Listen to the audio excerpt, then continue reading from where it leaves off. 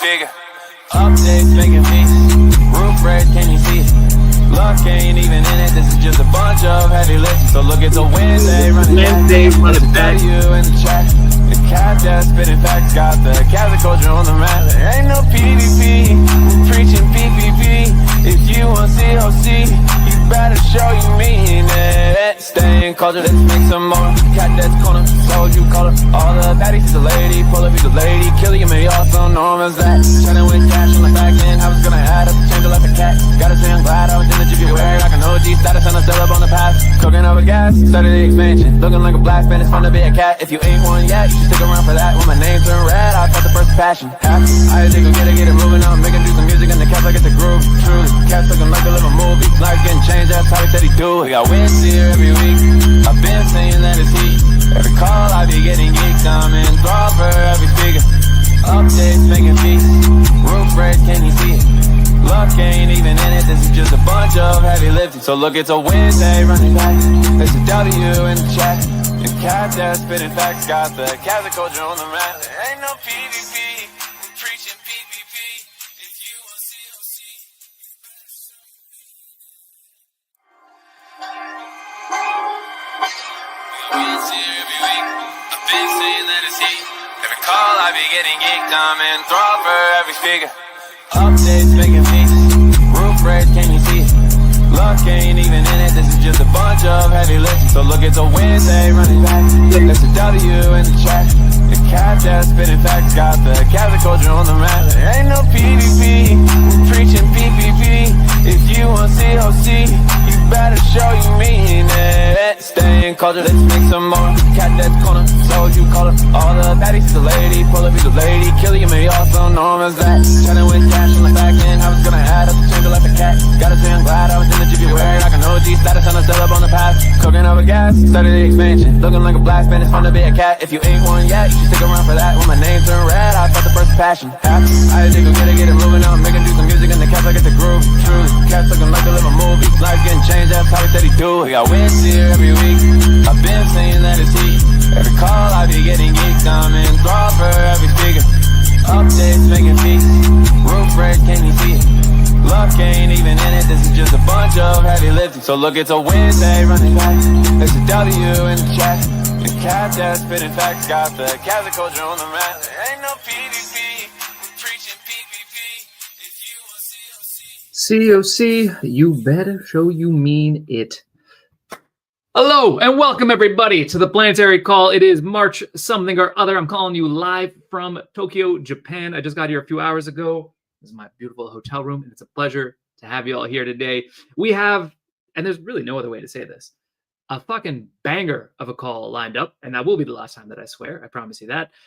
Tons of great stuff to go through this time around. Not just a brand new product that we're just putting out, something we've been talking about the last few weeks. It's coming out now. Not just improvements for developers, not just some working groups up for trial, or some trial working groups up for a vote that we're going to hear from, but also Cadet's Corner this week in the J.U.P-verse and all the other good stuff that you know and love in these calls. Let me share my screen as we get going here. There we go. We're going to have to start this off the same way we always start off, though, and that is with the unofficial Cadet theme song. Let's go.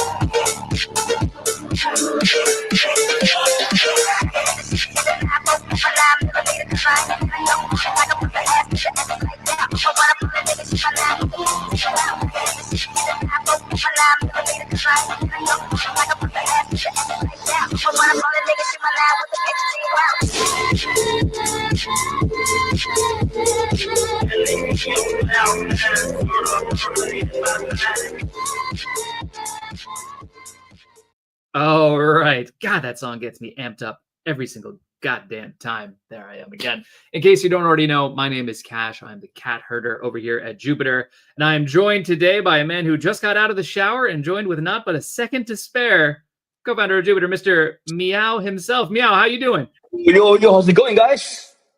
There we go. There we go. Meow, here we got a new photo for you as well. What do you think of this one?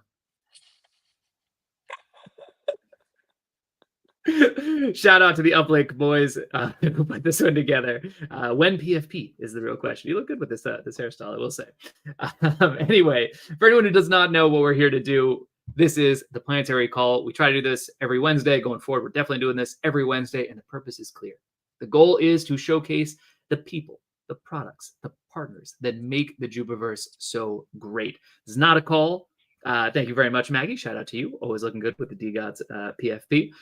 The goal of this call is not to talk about the price, but instead to talk about everything else that's going on that makes the Jupiverse so great. A lot of stuff happens across the Jupiverse. And so this call is your one-stop shop to learn everything that you need to know.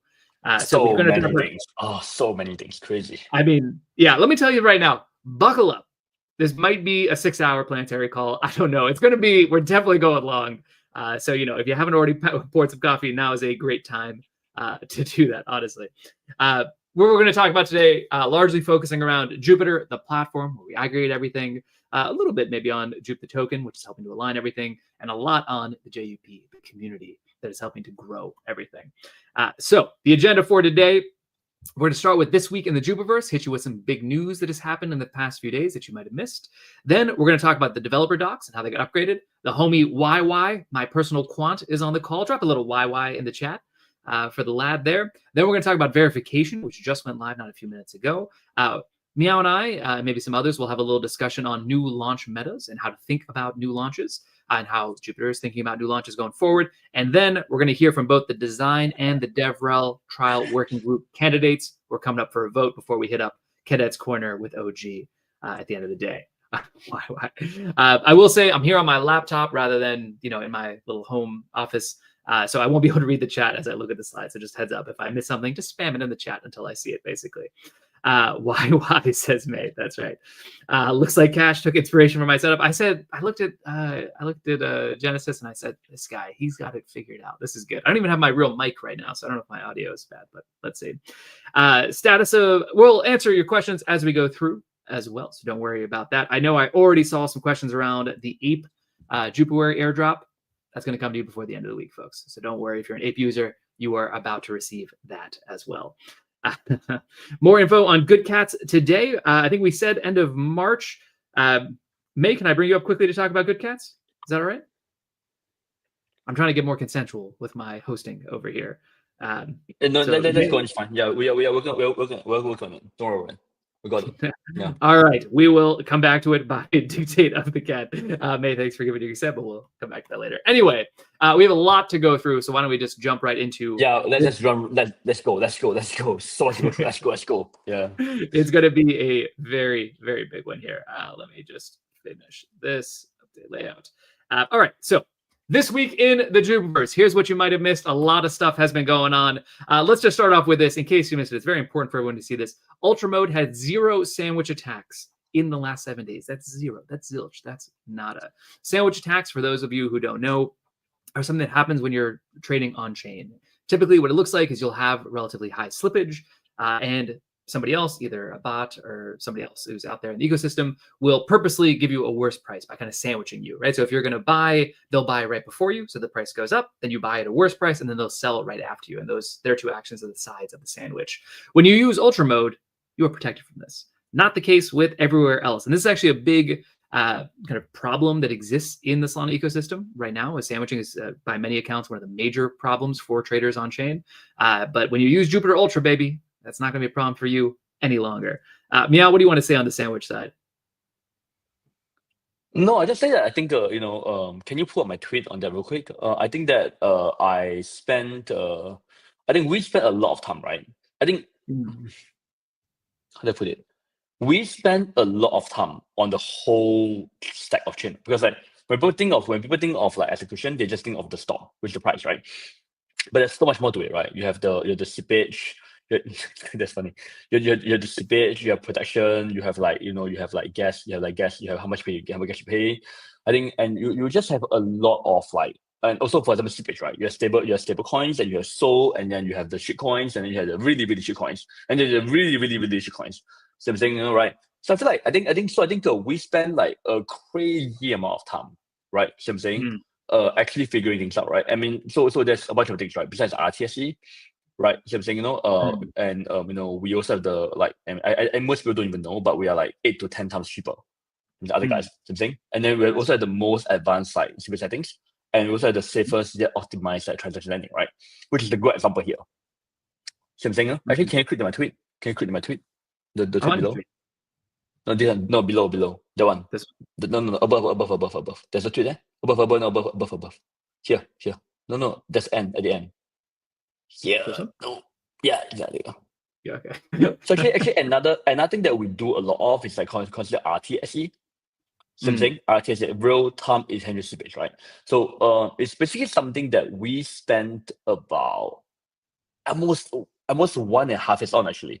You know what I'm saying? Like trying to figure out like how do we kind of like depending on real time heuristics, like price and like price and success rate, failure rate, what kind of token it is, to figure out kind of like what thing to use, right? Now, hey Cash, do you remember when you first started using Dexless and you saw seepage? You're like, what the fuck is that? I was like, yeah, this is Fugazi, whatever. And then things started to get really heated on Solana. And I was like, I don't even know what to set this. I'll just set this at like 20% just so my goddamn transaction goes through. Yeah. Seriously. And you also remember maybe like not having any SOL, right? Or not having any ETH, right? So I'm saying, and being frustrated by that stuff. You see what I'm saying? Right? So I feel like that's actually something that's actually very powerful. I think with Ultra Mode, right, we're really getting to the point where I genuinely think so. I think with Ultra Mode, we're genuinely getting to the point, right? But it's actually as good as anything. You know what I'm saying? No? It's gonna be gasless soon. It's gonna be fully gasless soon. You don't worry about seepage at all.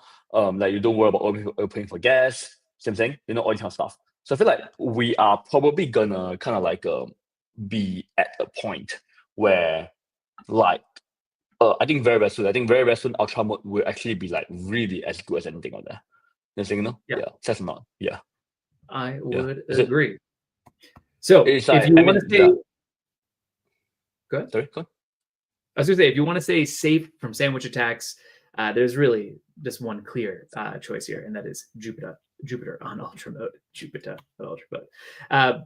All right, next thing that happened, and not just Matt, and not just that. Actually, I mean, we charge so much lower fees than everyone else. So I'm saying, first of all, our fees are way lower than everyone else, right? And we're the safest, and we're the most advanced seepage settings. Yeah. I don't think that people know that. It's actually really cool. Actually, we spend so much time on this. Yeah. The value prop is very good. You get a much better swap at 1/8 to 1/10 of the price of what you're going to get anywhere else.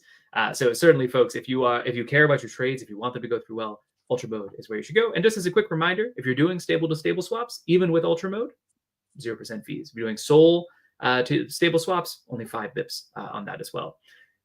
Jupiter RTSE going to put Jimmy John's out of business. OG hanging out in the back room and crushing it in the chat. That we like to see.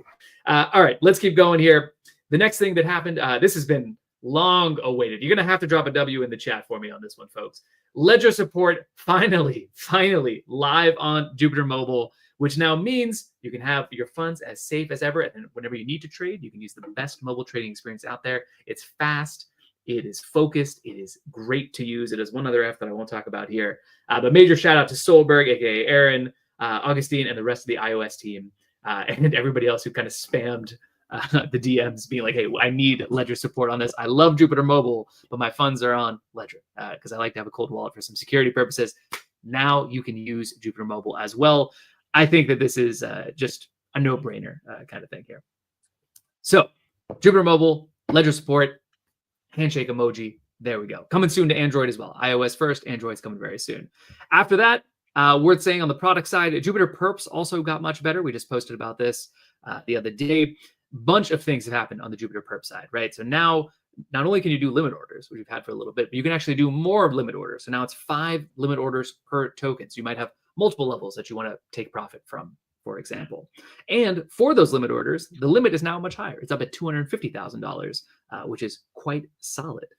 Other improvements over there, just a smoother UI and experience overall, clear fee breakdown, the ability to hide the slippage sliders, because many people like me have kind of fat fingers, you know, and they accidentally increase the amount of leverage that they're using or something like that. So now the UI is better from that perspective. There'll be warnings if your price is too close to your liquidation price, which is also really great. Smart priority fees, so you don't have to think about fees, going back to the same thing that we were talking about there before, making trading easier now with perps. And just in general, the charts look even sexier. They work even better, updated even faster. Big shout out to anyhow, Julian and the rest of the Perps team, Xiangsu as well, making this happen. J.U.P Perps, just too good, honestly. And then, well, I should say this: getting better is really the critical thing. I really feel like people don't know something, which is like how much fucking work goes into it. You know, right? Yeah. It's like so much work going into it, man. Holy shit. You know what I'm saying? I feel like I feel like Perps is actually a really great example of how we improve a product. I'm saying that we start from one and we just keep on working on it again and again and again and again and again and again and again and again and again and again until it gets better, right? So I'm saying it's like at a certain point it becomes much better. You see what I'm saying? You know, right? So that's how it works, I think. You know, yeah. Yeah, I think it comes cool, better, yeah. one, through iterative cycles, and two, through the feedback. So almost everything I just mentioned are things directly asked for by users and by the community to make perps better for them. So if you have feedback, talking about feedback. Hey, can you pull out my tweet about the feedback thing? I think I'm trying to show more tweets. I try to show more things. No, Yeah. the tweet. Yeah. Let me set it up first. So for anyone who doesn't know, we just sounds good. We just did another thing that happened this past week in Operation Yappy, where we're just trying to basically flood the zone with comms so that everyone knows exactly what's going on at all times. We started a new property, a new format on Monday. Drop a little W if you were there with us on that one. I know a bunch of the familiar faces were, many of them with great feedback. The idea was improve J.U.P.ag, done as a live stream. So it was me, we had Joe from the Spot team, Aaron or Aaron, I should say, from the mobile team, and Genesis from Portfolio. We got together and for like an hour and a half or 2 hours, I forget how long we were together, just talked about all the products and how they could all be better live. We did a bunch of brainstorming and jamming. A bunch of new feature ideas came out of it, and it was really powerful. So thank you to everyone that came and gave that feedback as well. We're going to try and do that on a regular basis going forward. Now, let me try to find your tweet on it as well. Let's see where. There's the feedback. I can share my screen too. How about that? Yeah. Okay. Go for it. I'm a man of the people. Anybody can share their screen on my calls. Go ahead. Let's see. 1 second. Can I do it? Sure. And of course, the production team beat you to it, so I got it up on screen right now. Go ahead. Awesome. No, not this one. It's the one where the thing. Okay, you share your screen. Also, you share your screen. Yeah, sounds good. Yeah. Yeah. No, there was this really great idea that someone had on the let me see real quick. So yeah, Jennison's gonna fix his lighting and wear white to the next one. It's only white shirts allowed in the product streams. Just heads up on that. Yep, I'll add yours on stage. There you go, Meow. So basically, can you see my screen? Scroll in, zoom in a little bit. The Jupiter feedback page is a brilliant, single, user-friendly location for collecting input. Why not approach this for all Jupiter products? Well, in fact, we have that. Well, sorry, you go ahead, and then I'll share the alpha. No, I think we don't really have that actually. It's very different. It's like because you can verify, right? Because one of the biggest problems is that when you submit a feedback, right, it's actually very hard to know. We kind of go track down like, okay, what wallet do they use and everything and stuff, right? But then if they're actually if they're actually a verified user and they want to give feedback, right? So I'm saying it's pretty powerful. You know what I'm saying? You know, and I think that's actually very important where like they could actually like like be a lot.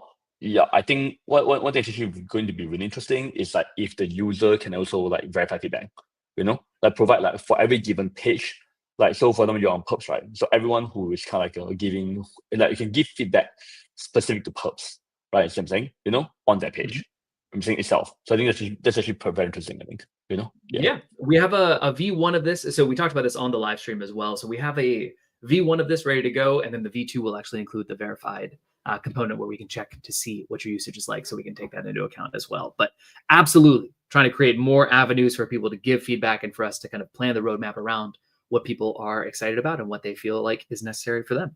So yeah, actually, one of the things that I think is actually really, really important is to just hey, awesome, hey, Tabis, hello, how's it going? Hey, you wrote that, thank you. Tabis, awesome, you wrote that, thank you so much. He's crushed it with the product live stream, by the way, as well. A bunch of great ideas from. Oh, but I feel like one of the things that we can do is to really I think I would love to have a live stream whereby it's more interactive. So I'm saying, so we just get people who are I think Fairy Cat I think Fairy Cat have a lot of good ideas as well. So Fairy Cat I think Fairy Cat also Fairy Cat also had a lot of good comments, right? So I'm saying, actually talking to him was really great because I'm like, wow, like there's so many ideas about LG that I'm talking about later. You know what I'm saying? Right? And y'all came about it pretty good. Yeah, awesome. Yeah. Yeah. Shout out to Fair and everybody else for giving that feedback. A few other quick pieces of news here. This one happened recently. Pump Swap has been integrated into Let's the Jupiter routers. Pump Swap. Let's You can trade anything. Pump.fun, I think everyone here already knows about it, but in case you don't, meme coin launchpad, been around for a while, makes it very easy to launch tokens. They recently announced their own AMM, their own DEX, the decentralized exchange. They have now been integrated into the router as well on day one. So any tokens that you want to trade from Pump or from Pump Swap, you can get to directly within Jupiter and the normal Jupiter interface that you know and love. So anyone who's in the trenches, I think is going to enjoy that one. Another piece of news here, DAO season is in full swing. And we're going to talk about this more later in the call. But we have not one, but 2 votes coming up this week. I think on Saturday is when the votes actually begin. 2 trial working groups are going to be up for your consideration. The design trial working group and the DevRel trial working group. Both of their draft proposals have already been posted. They're currently incorporating feedback from the community. We'll talk to both of them, to the leads from both of them later today on this call. And you'll have a chance to vote later this weekend. I'm also going to talk a little bit more about what trial working groups are a bit later in the call. So if you're not familiar with that term, don't worry, we got you covered. But here's what you got to know. The Jupiterverse, the community, the DAO continuing to expand, continue to try to do more and increase its level of impact, which is what we love to see. Outside of that, I feel like there's actually a lot of things to think about for the trial working groups. I think there's a lot of like questions and misunderstandings about the whole DAO thing and everything. So dude, there's so much comes to do, man. Holy shit, it's crazy. Yeah. That's why we're here with 4,000 of our closest friends to go through it all right now, live as we do it. Other things to say real quick, the regional communities have just been crushing lately. We had to give them a little bit of a shout out because they're just doing so many good things all around the world right now. It is frankly mind-boggling. There ain't no community like the Jupiter community. Let's just start with that. So just as a quick recap of what's been going on, Duke and Sammy hosted the J.U.P Genesis event in Lagos, Nigeria. Amazing. So good. I mean, the photos out of that thing are nuts. Duke and Eternal Sammy, W's in the chat for both of them. Jupiter in Espanol hosted their first ever Spanish space as we started to expand into some different languages. Love to see that. Jupiter Japan, Italia, India, CN, and TR, which I assume is, I don't know what CN is, Canada and Turkey, and many more are spreading the Jupe gospel in their own local languages all around the world. CN is the Chinese word, excuse me. And JM to the newest mint, Jupe Down Under over in Australia, New Zealand, in that part of the world. I feel like when Jupe Mobile V2 comes out, it's gonna be so good. See what I'm saying? I feel like it's so good. I feel like we're gonna I feel like Gasless is gonna be a really big deal. See what I'm saying? Yeah, Gasless is gonna be so good. Yeah, we're so close. We're so close. Yeah. If people like RJ, you want to start something like this, como esta, says Malu. If you want to start something like this as well, reach out to Julian and the Cadets work group. They can help get you going. They have some guidelines on how to handle the Twitter accounts, what events might look like, and they can fully support you on your journey there. The future is these regional communities, because right now, obviously, Jupiter, massive user base distributed across the world, and that's great. But sometimes you want a little bit of a smaller, more intimate group, shared cultural references, shared language, shared meetups, IRL. All of that is going to happen through these groups. So this is something that is, I believe, entirely unique to Jupiter. I don't really know of any other dApps that have anything like this. It's going to be really cool, by the way. Hey, Cash, you know what's going to happen? What's going to happen, right, is that you can send by QR code, right? So basically, you can think about it, right? You can actually, so even if someone does not have a wallet, right? So I'm saying account, you can actually, you know the Magic Send that we have, right? You're going to be able to send through the QR code as well. Makes sense? So on an event, you'll be able to you'll be able to kind of do something, and then someone can scan it and done.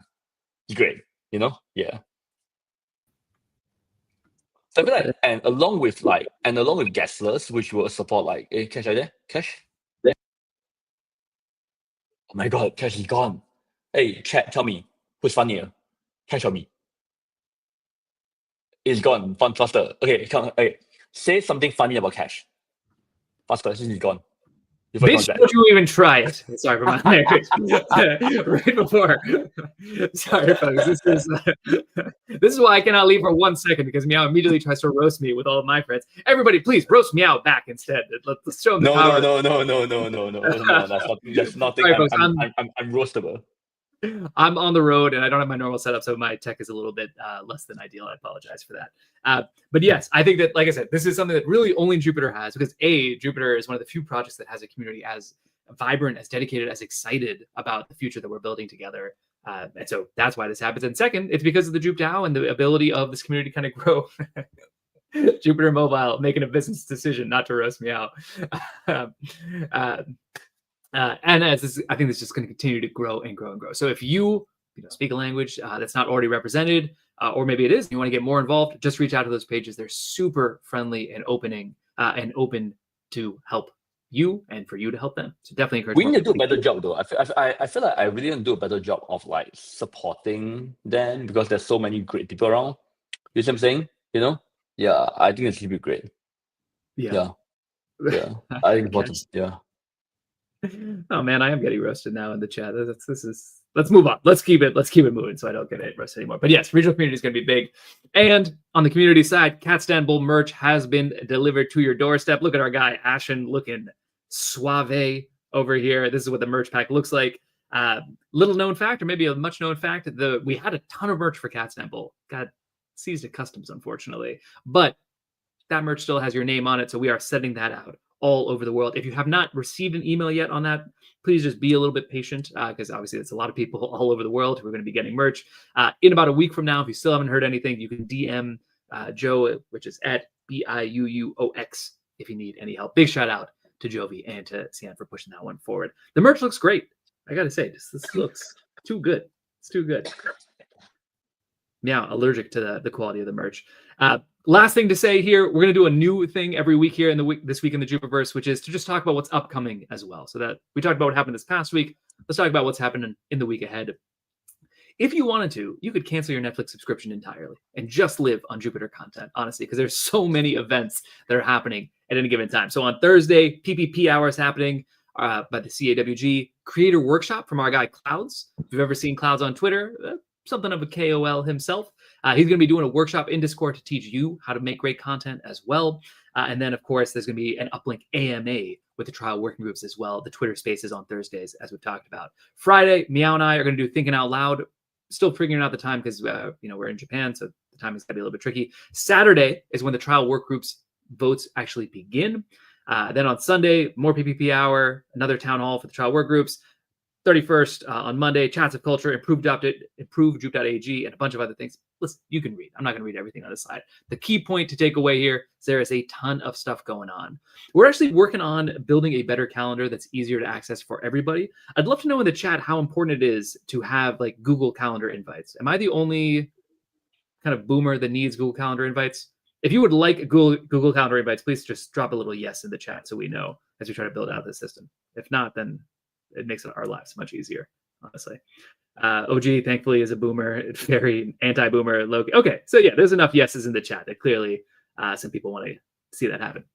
We'll make that happen so that you never miss any of the goodness that's going on. Love the calendar focus. Yeah, this is all Operation Yappy stuff here, folks. We're yapping it up. That is a big fact. Okay, nice. I don't feel old with this group. This is great. Normally people roast me for wanting to use Google Calendar. Meow, do you use Google Calendar? I don't have a calendar.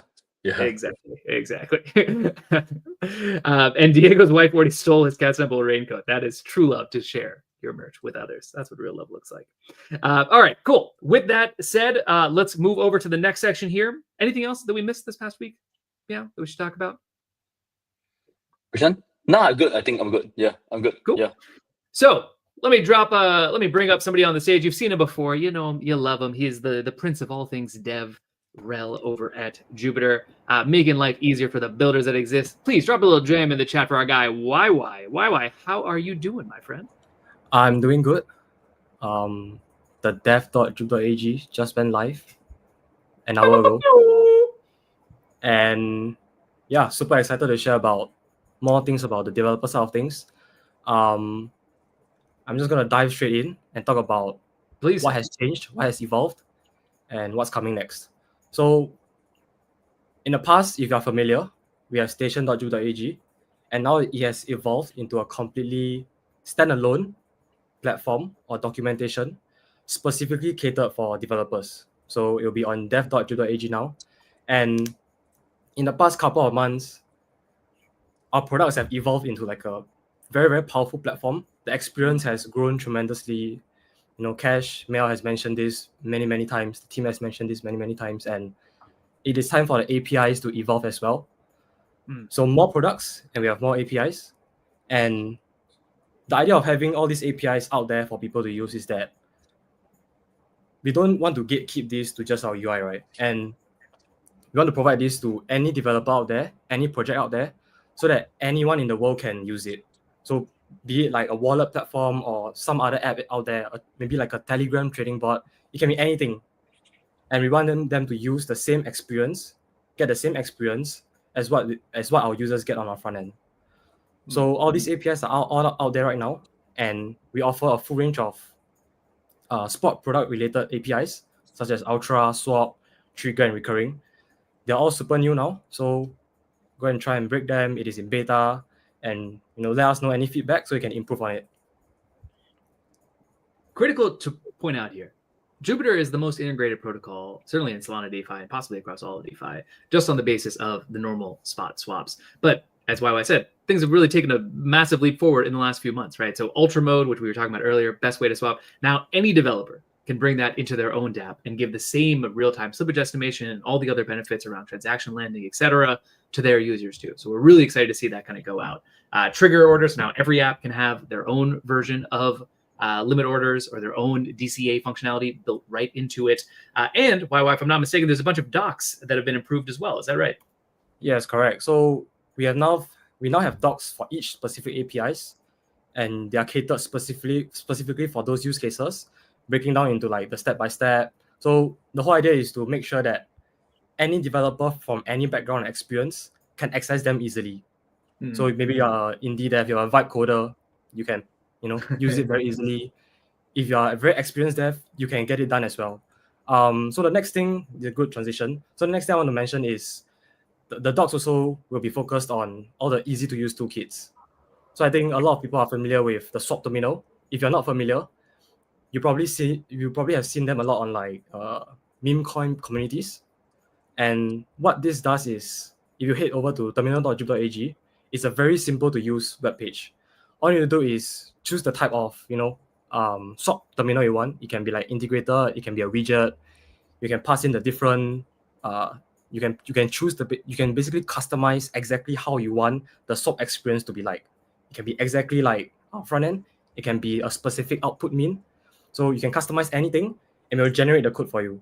So if this code, all you need to do is copy and paste and implement it on your front end. So it is perfect for people that have very little experience but want to run a meme coin community, any type of community. And yeah, it is perfect. If you have not tried it, you can just try it, maybe use some AI to help you generate a web page for you and integrate it directly. And it is as easy as that. Yeah. Is the terminal Ultra yet? The terminal, is it Ultra yet? So terminal. Currently it's on V4, which is Ultra API. But it does not have fees yet. So I think this is one thing that people have been asking a lot, which is the fees. Yeah, we need that for sure. 100%. Yeah. So when's it coming out? Currently they are reviewing the referral program, which is we'll be using the referral program for Ultra fee taking. Yeah, in the review now. Yeah, I think everyone's been asking on the same page. So YY, I'm gonna need you to do a vibe coding live stream at some point, showing how to use these APIs. This would be a blast. YY is technical enough to be not a full-on engineer, but it'd be great to see. Could you build a dApp using these APIs and vibe coding? Yeah. I would love to see that. Actually, that's a great idea. Yeah, I think when I started picking out like the whole documentation, like building out the documentation, I wasn't like a I don't think I still can call myself a dev. I use AI a lot. I think a lot of good devs use AI too. I think I've learned a ton from like just going like with zero experience on our APIs and then having the experience. So like from zero to having the understanding of how to use the APIs and build the docs around that. So it is perfect for like, from the ground up as a developer. Yeah. So second thing for the easy to use toolkits, there's a ton of wallets out there. So we've built this unified wallet kit, which probably needs an update soon. It's similar to terminal.ju.ag. You just need to plug and play it, choose the type of wallets that you want to integrate, plug it in directly to your web page, and yeah, you're good to go from there. This is all kind of grow the pie stuff here, folks. This is what I love to see, is that we're trying to level up the training experience for everyone on Solana, all that. So it's not just like lockdown. You can only come to J.U.P to use it. No. You can use these APIs, You can use these toolkits to build excellent experiences for your users as well. But that's not all. And the dev rel group also had a bunch of things as well, right? Yes, correct. I was actually really impressed, but yeah, sure, yeah. Yeah. One more thing for the dev side of things is, if you're AMM, you're a DEX, Cash, next slide. Yep. If you're a market maker, you're anyone that wants to provide liquidity, our documentation has you covered as well. You just need to provide the prerequisites, the technical prerequisites as well, and we'll take a look at your exchange, your technical integrations, and we'll look into how we can integrate you into our routing engines. So as simple as that, right? More liquidity avenues for everyone, which means better price, better experience, almost better everything. Yeah. Yeah, I feel like that's actually very important. I think that I feel like the one thing that's actually very important that OG put up is that we need like more dev content, on the internet. Yeah, I think it's very, very like important. a trial working group that could maybe help on that. If only. No, Speaking of which, I think so. Yeah. Go on. Yeah, speaking of which, I think we've all seen if you've not seen, there's a dev rel working group trial proposal live on J.U.P Research right now. I won't steal their thunder, but I think I'll just share a bit of like the experience I've had with them. So I met the Catalytics guy in Istanbul. I met Ben in Istanbul. I met Morten for the first time in Istanbul as well. We all got together, maybe separately on our own occasions. They were all super passionate, and I gave them like a brief overview of like, some of the things that the developers in the community can provide to the Jupiter team to help bring us to the next level.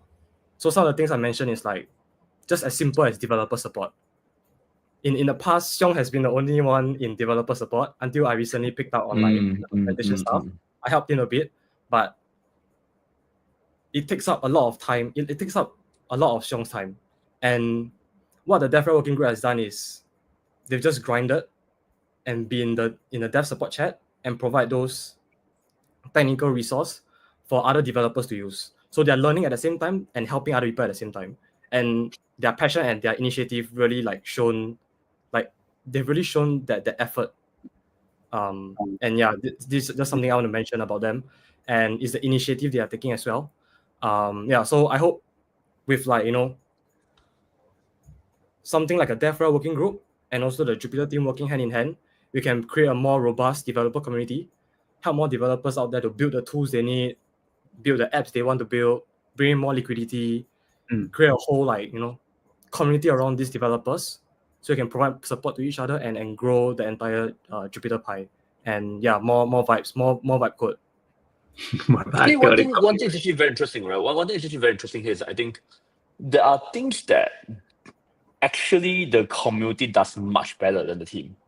Like much better, right? I'm not joking, seriously. I think that it's the same reason why I think like for example, I think how they put it, like you see things differently. You see what I'm saying? You see things differently, right? If you are so I think one of the powerful thing about groups, right, is that, for example, I think our CWG sees differently from us. You know what I'm saying? Right? And Cadet definitely does, Uplink definitely does too. You know what I'm saying? So I feel like having these community-centric teams that probably understand things as well as anything, but seeing it from a completely different point of view. See what I'm saying? Right? I think it's actually extremely powerful. So I'm saying, so I actually that's the reason why I'm actually very grateful for the development group and other working groups as well, because I feel like just having them like really kind of like see what we do from their point of view is actually very valuable. You know what I'm saying, and especially for JUPNet is going to come at some point, right? That's going to be a very even more intense thing. That is fun, Yeah. Yeah, that's its own separate can of worms. But right now, dev.jup.ag is live. You can type that into your URL. Don't do it right now. I mean, do it after the stream is done, or maybe in a separate tab or something. Check that out. Spread the word to all developers. There is a global hackathon that's coming up as well for anyone that is interested in building on Solana. Great time to use our APIs to make your life a little bit easier and make the trading experience even better for your products. Where can people find you if they have any questions and so on? Because as you mentioned, these APIs are new. We need people to improve them, test them, break them, and so on and so forth. What's the best way for them to get in touch? The developer support channel in Discord. We're trying to elevate that channel to provide more support, obviously, provide a better experience, and also getting a feedback loop from there. Like what Mel mentioned, the working groups provide us like a different perspective and unlock all this feedback for us, and it'll be a good avenue for people to just go there, provide any feedback, talk about anything they want, and then we will continue to build together and bring things to a next level. So when are we actually shipping it? When are we actually announcing it? Are we doing it ever? Yeah, are we ever doing it? It's live. It's live. It's live right now. No, but are we announcing it? Oh, like on Twitter? And everywhere? Are we actually announcing it? Yes, Did you prepare the... have you done it yet? There's a draft. Cash as the draft right now.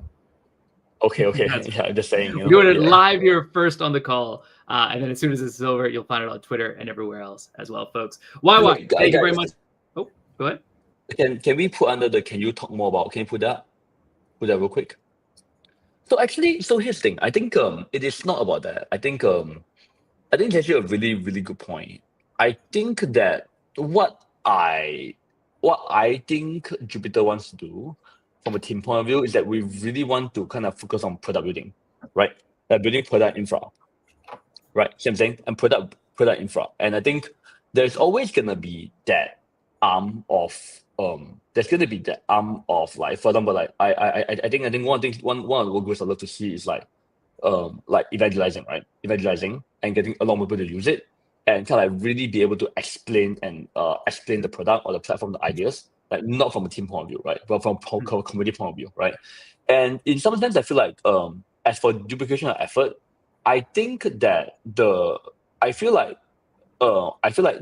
team is always gonna be the ones that come up with like the fundamental SDK or the fundamental documentation. You know what I'm saying? But there's a lot of like things to improve and update and toolkits to build. So I'm saying, yeah. So I think there's definitely a lot of like things to be done on the front. If I could add one thing there, I think that there are times where you want centralization and times where you want decentralization, right? And I define decentralization as not the absence of leaders, but the abundance of them, right? And for things like good point.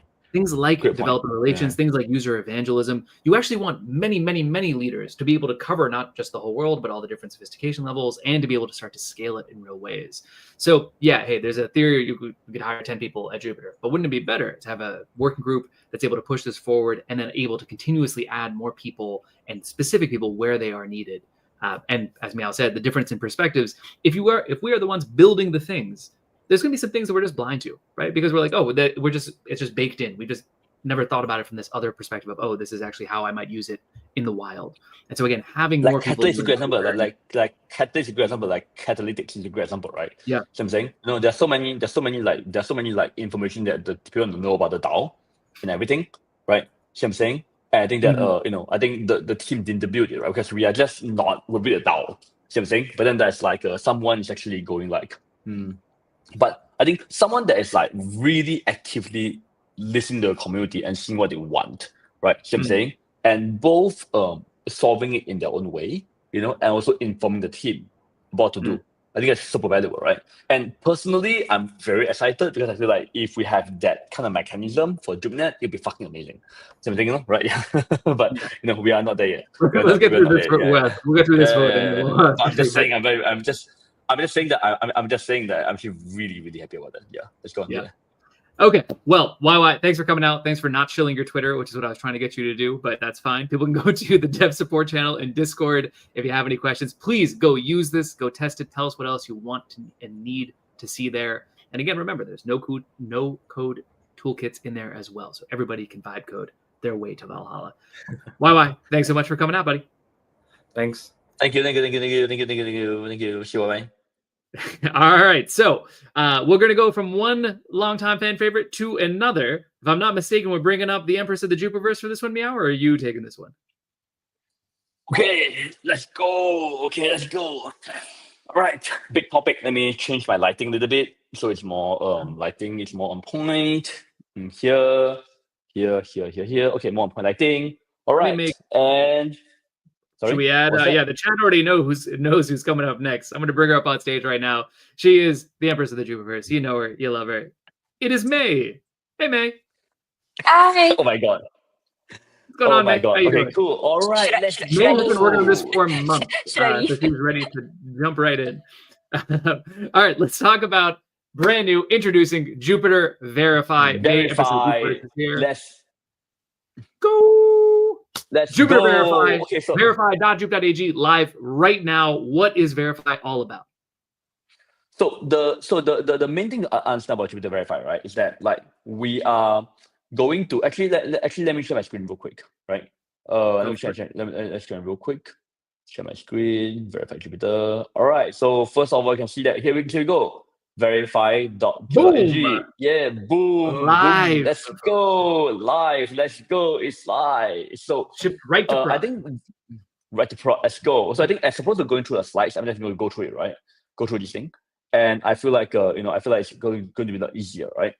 Cool. I think the first thing is that the first thing to understand is that we have been working on verification for long ass time. Okay, long ass time. Okay, like really long time, right? And then we have been doing like it's a third revision. But it's probably the first time that we are we're trying to create a very clear standard. So I'm saying because it took us that long, okay, to kind of figure out what's in there. No, I'm joking. Sometimes they're just gonna grind through it. It's like jujitsu, right? Or like riding a bike. Just to grind through it and like really for many times before you know what to do, right? So I think it's a good example. So basically, why Verify, right? It's like we want to kind of like design to give the community a lot more certainty, right, about new tokens, right? While also giving kind of like tokens and their communities like the ability, right, to add more comments to the token by doing stuff. So one thing to be clear though is that I think verification is extremely important, right? But very nuanced topic. So I feel like what we want to do is that so no verification mechanism can be foolproof, right? But we actually believe that a clear, transparent system can do a lot, to help the system get momentum on good coins. Yeah. And then so this is still in beta, and we're not done yet. It's not having 100 out yet. We'll be rolling out system like incrementally over the next few months, weeks actually. So I think my sincere hope is that we can all work together, to get it done. Yeah. Okay, cool. Yeah. I think that's the main thing. Yeah. May, before I go on to the different types, something to share? Yeah, it's like Mel mentioned, we are now at our third iteration. So it's a very difficult challenge in DeFi to verify tokens. There's a bit of a tension between getting it right quickly, especially when new meme coins are launched. You want to know which is the right ticker, which is the right CA for that token ASAP versus like safety for users, like in a mayhem, like which one is it's actually the right one. So yeah, we started from the strict list and then we had a cadet list and now we are ready to get to the third version. So it's really a lot of iteration, a lot of like knowledge that's built up over time. And a lot of the things that we're trying to do today would not have been possible right at the start because things evolve over time, like the organic score, or the infrastructure that we have for tokens. So yeah, it's a long time coming. Yeah, really long. It's really long time coming. Yeah, I think that I think also it's also because I think like it's just a very hard topic. You see what I'm saying? So anyway, we're gonna do some stuff here. Okay, let's go. All right. So the first verification type is actually the blue chip, right? And it's actually for tokens that have gained a sufficient level of recognition, right? So for example, I think tokens here. So I think we are again, we are starting to form a criteria, right? Let's say, for example, token category needs to sustain a 100 million market cap for a month, right? If it's a sufficiently high trade volume. And tokens that match this criteria will be reviewed and manually added.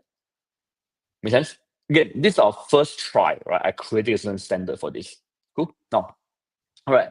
Examples, there will be USDC, J.U.P, and WIF, and there'll be a icon, which is a nice blue chip icon. Cool. Isn't it cute and adorable? Should we add some catdets to it or something? That'll be cuter, whatever. Right. Right. Cool. So this and this will actually be for like this will actually be for tokens that have like USDC or J.U.P or like WIF or Bonk, for example, coins like this. Make sense? Cool. Now, the second thing that we have is like it's called community assistant. Now, and this is actually for up and coming new tokens, right? Who have clear market and community traction. So the criteria, right, was that I think there'll be two things. So finally, so we have this market cap, liquidity, volume, and two other things: organic score and CT likes, smart likes, right? And so the last two are very important because for example, right, a token can suddenly have very high market cap, liquidity, and volume, right? But you can never be sure whether it's like true or false. See what I'm saying? Can be sure, right? See what I'm saying? But then actually one thing we're going to do is this, right? So I think now, that's why over the last few weeks, we have also worked really hard on like two other things, right? Like organic score. And basically like seeing how many real traders are actually buying your stuff. And secondly, is the CT likes, right? Like how many people on CT, right, actually liking your shit. I think especially like smart likes. So smart likes are basically like we do like network analysis and we say, okay, based on this network, we have high confidence that this is a legit person. See what I'm saying? Right. So that's an anti-SIM mechanism. Yeah. So basically like tokens that pass the threshold, they'll be manually verified.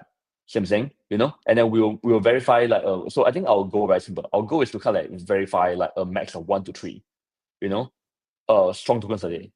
Yeah, that's the main thing. So this is I think this is also like so a big thing here is I think cadet list would be deprecated. See what I'm saying? And also the list dynamic. That means that for example, even for example, we have a lot of tokens that were verified like a year ago that were like not they're not active anymore. See what I'm saying? So I think it's somewhat painful, but we do have to unverify. See what I'm saying? That means remove them from the list. Yeah. So that's actually a pretty big one that we'll be doing. Yeah. So basically every single day we'll be looking at, say, like, we're looking through everything and seeing at which coins that have the good combination of market cap, liquidity, organic score, and CT likes, right? And from there we'll be like, cool, all right, then those are the coins that we'll try to promote, verify. Yeah. So basically anything that we are, and the goal is simple, right? It's like, hey, this means that it doesn't mean anything, doesn't mean it's a great coin, whatever. It just means that it's a right token. Yeah. So that's actually the second kind of verification. Yeah.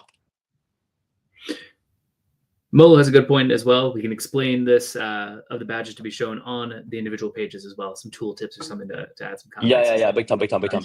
And in fact, this pitch itself, right? Yeah, Bitcoin is a bullshit. No, joking. I mean, you can debate all you want, right? But Bitcoin is a bullshit. I'm saying, like, is it bullshit? I don't know. Maybe, probably. I mean, if it stays up, it's probably bullshit. So I mean, I don't know, but now there's a criteria, right? No, there's a criteria, right? It's something. Yeah, all right. Man, OG is funny. Oh my god, it's hilarious. Yeah, it's hilarious. Yeah, but to the point, I think that's actually a really big deal for us. Yeah, to do it. I think that the other thing that we are doing, and then the other thing that we are working, and then the other thing that we are doing here is around like so. The next thing we're doing is like, the social ID verification. See what I'm saying? Right? So basically, okay, this is actually very tricky, okay? But we're going to do it basically. Essentially, right, it's like you can actually authenticate to kind of like, not claim ownership, there's a wrong thing there. Kind of thing, wrong thing there. It's more like to, not necessarily claim ownership, that's wrong. More like to verify ownership of the social account. See what I'm saying? And then it's actually not wrong. It's actually not claim ownership. There's no claiming here. I think so this is wrong. Yeah, but basically they authenticate to tell us that this is their account. Yeah, to something, right? To some account, to authenticate their account. So I'm saying, I think you can write just write projects authenticate to prove that they have access to a social account. So I'm saying, You know, right? Yeah, I think so. The criteria is simple, right? Is that if you are well known and famous, right? I'm saying like either at a global scale or local scale, right? Then what we'll do is that we will actually you log in to confirm, and then we will actually verify that you are real. See what I'm saying? But remember, any address is submitted will be immediately made public and displayed. See what I'm saying? You know, so they should actually, because we don't want any information on that front. See what I'm saying? Yeah, so that's actually very important. Yeah. So so I think that's actually a very important thing to do. Yeah. So basically I think so when they're ready to actually make their CA public, see what I'm saying, they can actually submit it. But what and so the key thing here, so the really important thing here is that I think, when you are a famous celebrity and you want to launch the token, right? You really the main that people need to know, right, is that whether this is whether it's actually legitimately launched by this person or not. See what I'm saying, And then I think so that's really achieves. Yeah, it allows a celebrity or it allows like some famous person or project to kind of establish that, okay, cool, all right, we are really it's true that we own this account and launch the token. Yeah. So I think that is actually the loop, that we're doing.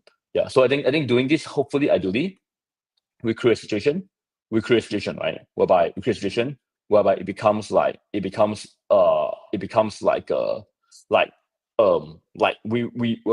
avoid the problem where we go like, hey, you know what? Like, did someone really do this or not? Same thing, Yeah. Okay, someone is asking how the organic score evaluated. Okay, so here's the thing. Now, so the organic score is evaluated in this regard. So basically, we have a full set of addresses where we have a high confidence, right, that they're real users. Make sense?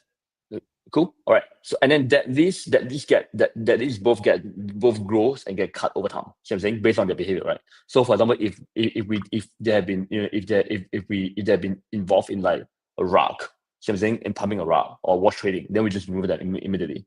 See what I'm saying? Right? So based on that, we go like, hey, so for example, if you have a lot of volume, so for example, you might have a lot of volume. See what I'm saying? Right? But then you don't actually, but your organic score is like 5 or 10.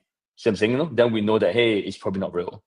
See what I'm saying? Right? So that's the thing. I mean, obviously there are some ways to actually like put as well, right? But I think the whole point of organic score is that, okay, there's actually like there's actually a sufficient data that real users are buying a coin, which is actually very, very important.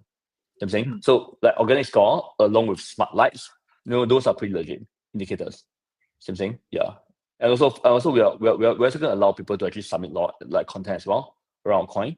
So basically, I think we are trying to move towards a system, right, where there are multiple ways, right, of a community or a team, right, creating content, for a coin. See what I'm saying? Yeah, that's how it works and stuff. Yeah. Yeah. Cash, what do you think? Any questions? Thoughts? I think my main thought is that it is great. I like the idea of nuance here. I think a lot of times, people just kind of get confused. So it's worth just saying for the 1000th time that when we're verifying a token, we're not endorsing that token. We're not saying go buy this token. All we're saying is that, hey, this is probably the token that you're looking to buy. Remember what the point of verification is, right? Especially right now, where you have thousands, tens of thousands, sometimes as much as 80,000 new tokens being created in a day, many of which are kind of imposter or duplicate tokens, right? Of, hey, XYZ person May launches a token. Obviously, that's going to $1 trillion. So everyone is like creating imposter tokens. You want to buy the right May token. That is the point of this system. And so now with the social ID verification in particular, we have a better way to be able to do it without it looking like we are endorsing any particular token. So I think that having this nuance, this is like a critical thing. People should also remember that this is like a public good for the ecosystem, right? There are basically all the dApps on Solana rely on this in one fashion or another. And that is because we put this out there to make the trading experience better for everyone. So making this system better makes all of Solana better, in my perspective.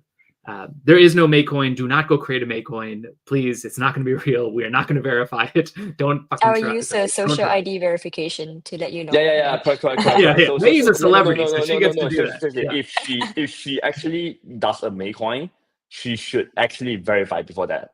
See what I'm saying? So let's like, saying things like that. So yeah, I think it's important. Yeah, Browski had a question. Browski was asking, are we saying that this verification will replace the team or the community verification? So that's not the case. I think we are providing different kinds of verification types right now for different use cases. So if you're a celebrity or like a really large account, you can pre-verify your social and then tell us a mint address that way. If you're like a hot community token, you can go via the community assisted verification route. So now we have more options for you to tell us about who you are instead of I having think just like one. I think that's actually also I think one really important point here, right, is that like it's really about different kinds of verification. See what I'm saying, right? I mean, you can have a blue chip verification, and you can also be you can also be verified by the community, and you can also like and you can also verify that okay you are also we can also verify that you are actually the social account, right, that launched this coin. You see what I'm saying? Yeah. So so that's what we're doing. Yep. Yeah. I think if we do those, that'll be good. Yeah. That is right. Let's just see if there's any other questions here. So if celebrity verify their token and then delete the tweet, what happens? It's a good question, OJ. It's been known to happen. Not be the first time. No, I feel like here's the thing, right? I feel like here is actually one thing. I feel like people need to actually kind of like take responsibility for their stuff. See what I'm saying? I mean, this is actually why I think we need to do something, right? It's like you can't just delete something and then like say that you didn't do anything. You see what I'm saying, right? What I think what becomes really important here is that like, which is why I think this is like pre-verification important, right? See what I'm saying, right? Again, like I think the moment it's a very deliberate thing. It's actually a very deliberate thing because they have to pre-verify, and then but again we don't know the CA. Okay, we don't know CA. I think when they are ready to make the token public, right, they can actually link it. See what I'm saying? So all we will be doing is that we're saying, hey, you know what, we are all we are doing is that we are saying that, hey, you know what, like we have done enough data, we have done enough verification that we show that okay, this is the guy that actually did it. See what I'm saying? Actually, one thing that we might also do is that they might actually have to do it ahead of time. See what I'm saying? So there's enough time to actually verify. See what I'm saying? So they have to kind of like yeah, I think it's important. I mean, this is very early. It's actually very early and stuff, right, to do it, and we don't know how to do it yet. You know what I'm saying? But I think being able to kind of like show on the Jupiter token page, right? See what I'm saying? That okay, this is actually like someone did actually verify their ownership by this guy. It's actually important, Yeah. So I think so back to Fairy Cat, right? I think that's actually one thing that I think is actually important that which is why having a tweet is tricky, right? See what I'm saying? So that you kind of have to like indicate early on, right? See what I'm saying? That you are going to do something. You know what I'm saying? And that's actually a lot more reliable than a tweet. You see what I'm saying? Right? That's a lot more reliable than a tweet. You know what I'm saying? Makes sense? So you kind of have to like have to kind of like been verified for a few days first. See what I'm saying? I think that's a key thing. Yeah. I'll also throw in here, I think the cool thing about this kind of nuanced system to remember is like, hey, there might be some people out there that for whatever reason are just like, hey, I don't trust these celeb coins at all. And so they just see like a social media verification and they're like, oh, that's good to know, but I'm not going to act on it. That's fine. The point is, again, not to endorse or to tell anybody to buy this token just because it is, we know that it came from this account intentionally, right? The goal is just to give you more information so that people can make more informed decisions, ultimately, whichever way that ends up going. Hey, May. One thing that we should probably do is that we should probably have a number of days thing that you probably need to kind of verify and authenticated and been chatting for a few days. You see what I'm saying? Before that, you get what I'm trying to say? Yeah, that's actually much more sense. You get what I'm trying to say? Yeah. That will make much more sense. Yeah. Yeah, OPEC is correct. Because if it is on the day itself, right, then it's tricky. You see what I'm saying? I think they can do something like announce an intention, so they don't have to tell us the mint address beforehand, but they can say, "Hey, it's gonna come in like I don't know, this week or something." But basically they have to prove identity. See what I'm saying? Right? They have to actually prove identity. See what I'm saying? Yeah, it's important, I think. Yeah. Yeah. That's right. Let's see. Anything else to say on the verification side? No, I think one last thing. I think one last thing to share. I think no, some more actually not done yet. 1 second. Oh, There's one more. Yeah, why not? Okay, so the last thing we are doing, and stuff, the last thing we are doing is something that's actually very, very new. It's like called a CAT pre-launch report. CAT stands for Certainty, Alignment, Transparency Pre-launch Report. See what I'm saying? So basically, I think Pre-pounds. we are. What's that, sorry? What's that? Pre-pounds report. Never mind. Yeah. Anyway, so I think For anyone who's wondering, by the way, May the talks like that in private as well. She uses only cat puns and cat metaphors in our private chat as well. That's not just for show. Go ahead, Mia. yeah, no, so I think the way you think about this thing, right, is that I think C stands for certainty, alignment, transparency, right? So I feel like you can basically like, okay, I think one of the things that people are really, really afraid of is that, for example, it's like, hey, you know what? Will do the deployers or the teams have the ability, right, to like insta dummy? You see what I'm saying? That's actually a really big fear for people. See what I'm saying? You know, right? So I feel like there are, but the good thing is that there are probably ability, there probably an ability to actually allow someone to actually launch tokens, to actually to actually lock their tokens or liquidity in a way, right, that makes people feel safe. See what I'm saying? So I feel like in this case, what we are doing is that we are saying that, hey, you know what, we could potentially work through a report, something, you know, for a launch that actually articulates kind of like that actually explains kind of like how actually explains the setup, something, the on-chain setup. Make sense? Right? To see whether to see how is it, whether it's even possible, what do we know about it, and things like that. Something, you know? Yeah. That I think is really important. Yeah. Yeah, It and is I a think token we would depending love on. to work with the community to kind of like hear your feedback on what you're looking out for in a report like this. Like, what would you want to know about projects to give you that confidence? So On we the confidence, can right? kind of I feel like it's not really confidence. It's more like a like, certainty. no, not even that. It's more like you know what you are getting into. You see what I'm saying? You know, right? I think that's actually the key thing. Like, you know what you're getting into, kind of thing. Does that make sense? I feel like that's actually the point. Yeah. Yep. Because I think that there are actually going to be many, right? So why are you? I think there are going to be many tokens. That actually that are many token launches.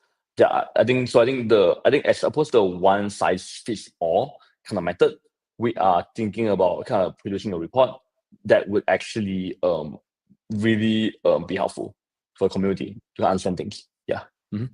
Yeah. Cool. That's it. So I think this is my first cut. I think it'll be an important project over the next few months to get right. You know, but hopefully you can make it work. That's all. Yeah. There we go. May, if people have feedback or ideas on the verification system, where can they reach you? Twitter, Discord, anywhere, everywhere, Telegram. Hit us up. And you are the 9-year-old intern, 9YO intern. Yeah, there we go. Yeah, that's right. Yeah, let us know especially if you have like a new launch coming. How can we help you to get this right for your community? We need a token filter for mental disease. May is going to get right onto that right now. So thank you very much for that comment. All right, May. Thanks so much for coming out. Great to see you as always. Talk soon. Thank you. Bye-bye. See you. Bye, Mia. Bye. All right, let's keep the good times rolling. We're past the hour mark and we still have a lot to get through. So one thing we wanted to talk about here before going any further is the idea of experimenting with new launch. Okay, let's go. This is the big one. Guys. This is a big one. This is a big one. So we've been talking around it for the last little while and a bunch of different calls. And I think the ideas are getting more and more set. So here are a few different ideas that we're exploring for what new token mechanics could look like. Idea number one, the cat starter. We once referred to this as Kickstart, now we're calling it cat starter. Yeah, go ahead, Mia. So actually, one thing that we are doing here is I think we shared this idea a while back, a couple of weeks back, and what we are doing is that we are actually looking for. I think next week, I think if the product is ready, right? So it will actually be very different.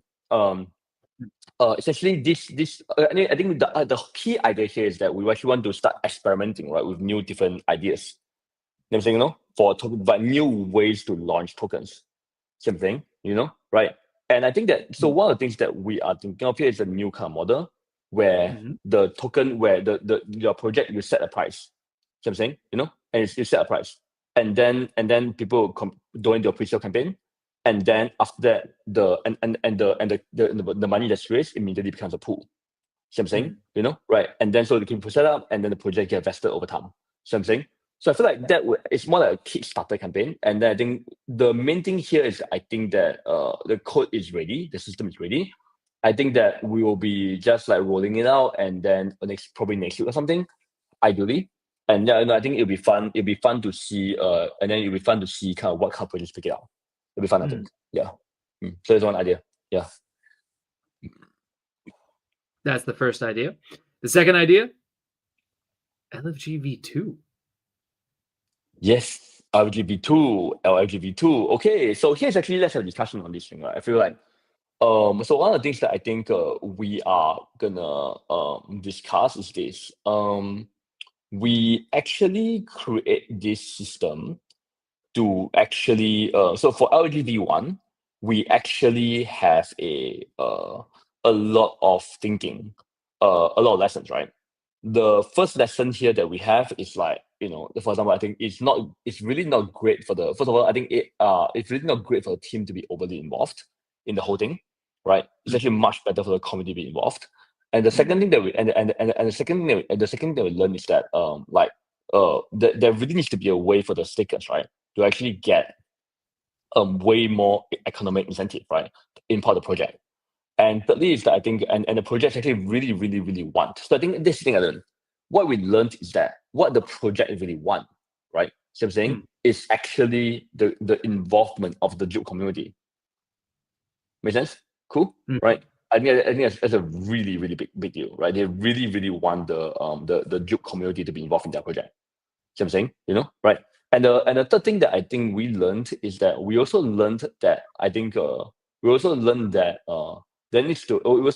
the tree model. We also learned that, for example, the contest model creates too much uncertainty to the team, right? So saying that they don't know when they can launch, they have no control over their launch dates. I think it's very, very frustrating for them. I'm saying, right? And the other big thing that we learned is that the other thing that we learned was that we learned that the whole like ASR, like the 1% for tokens, it's great. It's a great token, right? It's a great thing, but it's when you spread it out to 500,000 voters. See what I'm saying? Like it becomes too little. See what I'm saying? Per voter. See what I'm saying? Right? So I think so based, but as I love LG. I was talking to Fairy Cat and a lot of guys. I feel like I feel like they were all pretty good, by the way. I think the main thing is that I think that we actually just needed a different way. See what I'm saying? So Cash, here's my point. I feel like there's nothing wrong, right, with the way we did it. I think LG is great. I think it's the most public, the most like transparent, the most. I think actually now look at it, I think it was great. You know what I'm saying? I feel like there were a lot of things about it. For example, like we didn't give the project a chance to kind of like the committee just had total certainty, right? They didn't know whether the project. They didn't know whether they didn't know the price of the token. They don't know everything. See what I'm saying? Right? So I feel like there probably is a way of like creating a situation where like the community takes on the role of the LG. Make sense? The DAO instead of having the DAO decides whether they invest in the token or not. Make sense? And then and also and thirdly is that the tokens go into making the DAO and the working groups much more sustainable. See what I'm saying? Right? How would they go about doing that? What's Oh, that? sorry, go with the third. Yeah, so I think the what So Daddy saying, right? Like what So Daddy saying. I mean, and So Daddy brought up a really good point, right? So I'm saying, no, cash is not complicated. It's not complicated at all. I think we talked about it earlier. I think you're overthinking it, right? It's not complicated at all. Like basically the tokens, the 1% of the fee, right, can go to a DAO. See what I'm saying? Can go DAO for whatever the DAO needs. The DAO at some point needs some treasury, right? See what I'm saying? So the working groups need capital as well. See what I'm saying? Right? And the real reward for the stakers, right, is that they get a chance to invest in this project. I'm saying? So for example, the project can set aside capital, I'm saying, for for J.U.P stakers. Make sense? So you can set aside, say, like 5% of tokens, right? So I'm saying at a lower price for J.U.P stakers and the DAO. So I'm saying, so for example, I'm a project, right? Come to the DAO. I say, hey DAO, hey Jupiter DAO, I would like to come to Jupiter. I would like to get investment in Jupiter DAO as well as offer part of my tokens, right? For sale for you guys to invest. So I'm saying, and DAO, but only condition that DAO needs to hold a token for a year and the community hold it over a year as well. Make sense? So I'm saying, so then they can decide, right, whether to actually invest or not. Make sense? And then one, if accepted, 1% of tokens goes to the community. So I'm saying that goes to the DAO and the working groups. Yeah, that's it. I think so. I think it's the same. But when you say goes to the working groups, what do you mean? What do you mean when you say it goes to the working groups? I'll go to DAO and working groups, right? But here I want to find a way of, like, in the long term, I want to find because right now the DAO and the working groups, right, is funded by the team. You know what I'm saying? The team makes revenue and the team, like, directs revenue and things to the DAO for operational reasons, right? You know what I'm saying? But what should be really, really important and long run, right, is that so for example, 1% from the project, right, is not a lot for the Jupiter community. You know what I'm saying? For the ASR. You know what I'm saying? Right? But it could actually be a lot, right, for the DAO treasury. You know what I'm saying? Right? Or the DAO. And also think about it, right? Also think about it. In the first RGB one, right, the team was the one who was, like, doing most of the promotions for the project. Make sense? But what you really, really, really want, right, is that you want all the work groups and all the communities to come together to promote that stuff. You see what I'm saying? That's the power, right? Something you kind of want to harness, like, the entire Jupiter, right, to start talking about to start driving awareness, for the token. You know what I'm saying? So in that sense, the ones who gets everything. So Luchi, I know, just to be clear, we are brainstorming here. We are brainstorming here, okay? We are brainstorming here. All right, cool. Yeah. I think fairy can make sense. So a few things. I think the fee will be the same, right? 1%, but it won't go to the team, right? We just go to the DAO and maybe some of the work groups. So I'm saying who are actually working on the thing, right? And also there are things also around, like, the whole voting thing. So instead of having the whole DAO vote on 3 projects and pick one. So I'm saying, and there's a lot of pros in the model, right? Many model. Hey, cash is gone, but cash is gone. Okay, I think we should all roast cash. Does cash have too much hair, guys? Hey, chat. I think cash has way too much hair. What do you guys think? No. I think it's just the right amount. Shit, no one's saying anything. Yeah, right. Okay, anyway, back to Wilson, these toes are. No one. No, it's too slow. Anyway, but to your point, right? I think to your point, I think that the main thing here is that, like, so for example, it's like, so the DAO have to. So okay, another problem is that the DAO, even when they voted for the project, they didn't know what price they're going to buy in at. You see what I'm saying? Right? Make sense? You see what I'm saying? You get what I'm saying? Right? So basically, right, if we can be like, hey, you know what? Hey, I'm project A. For example, hey, I'm launching Meow Coin. Okay, cool. I'm launching Meow Coin, and I want Meow, and I have to offer, like, say, 5% to the Jupiter DAO. So 5% to the I'll have the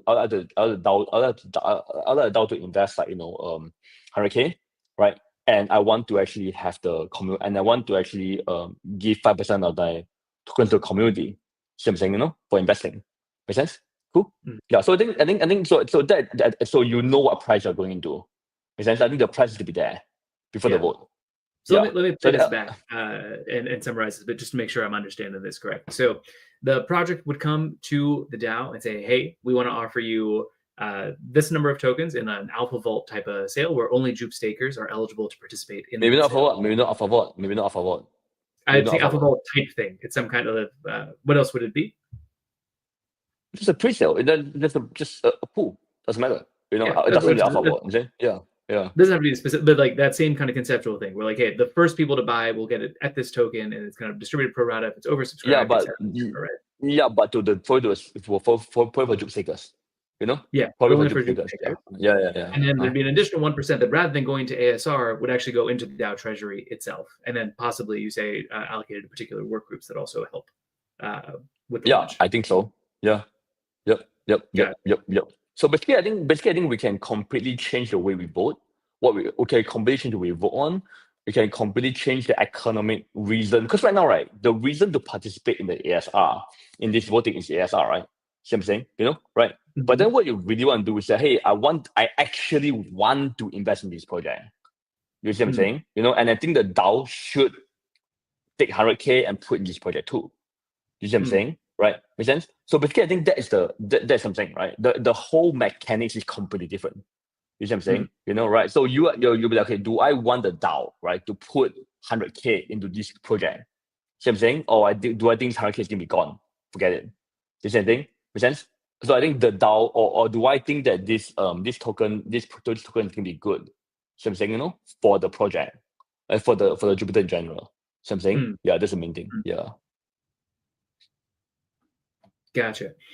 Folks, this is, again, just ideas that are happening out loud. There's not an exact time frame on this coming forward here. Toby's asked a good question here. Are you guys going to promote LFG V2 more than V1? I feel like a lot of projects didn't know about it and failed their launch. We actually promoted LGV V1 really, really hard, by the way. I feel like a lot of I think LGV V1 actually promoted really, really, really hard. See what I'm saying? Hey, by the way, but here's the thing. Actually, hey, Browley. So here's the thing, right? Like, for example, here's the thing. It's like, I mean, that's not true, by the way. I think you actually see a lot of projects. I mean, for example, yeah, I think the DAO can actually have funds in these things. See what I'm saying? But it's a different thing. See what I'm saying? You know, I think it's a different system altogether, right? It's like, we actually want to actually, there are actually like really good projects coming up, right? That they really want to have a good community. See what I'm saying? You know, I think that's actually one of the big things. Yeah. But for example, if you really believe that the DAO shouldn't invest in any of these new things, then and you think the deal is a really bad deal, then vote no. See what I'm saying? That's the point, right? You know what I'm saying? There's a vote no. Yeah. WP asked, what are those other tokens? So J.L.P for Jupiter Perps. We'll talk about that another time. Humphrey asked, all stakers have equal rights irrespective of their staked amounts. You can imagine that the project might come with their own metrics here, right? They'll be like, hey, well, this is only open for people with more than 1,000 Jupe staked, let's say, or maybe there's some kind of gradation deals. I think the idea here is to put the ball more in the court of the project, to kind of identify what they want, and then to make that very explicit in their proposal when they come to the DAO, rather than it being kind of a after the fact kind of thing, right? So having some of that more of that certainty upfront, I think, would be really useful here. Yeah, I mean, I think Scarlett said DAO should in the box, right? Something. I think that's actually no. So the DAO doesn't really pool resources. Two things, right? The DAO has capital, right? See what I'm saying? Like the DAO has capital to use, so the DAO can actually invest in projects. See what I'm saying? So it's up to the project to make it appealing. You know what I'm saying? Make it a good deal for the DAO. See what I'm saying? Because the stakers is also on a separate note. The stakers is also going to be able to invest in these projects at that price. See what I'm saying? You know, right? Yeah. That's the main thing. Two investment right? opportunities, one for the stakers, one for the DAO itself. Precisely. But then it comes hand in hand, right? See what I'm saying? Right? So for example, so it comes hand in hand, right? Make sense? So the DAO invest. So basically the idea is the DAO, do you want to create a situation, like do you want a DAO and yourself, right, to be able to invest in this project? See what I'm saying? You know? Yeah, that's the main thing. Yep. That's right. And then town halls to meet the teams would be amazing, transparent, and build enough confidence to warrant vesting schedules.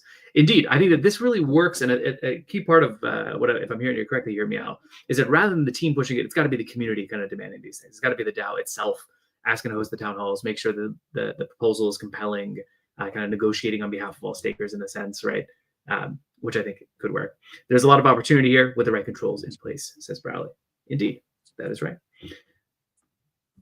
Okay, should we go to idea? Wait, what? Oh, there's only two ideas for right now.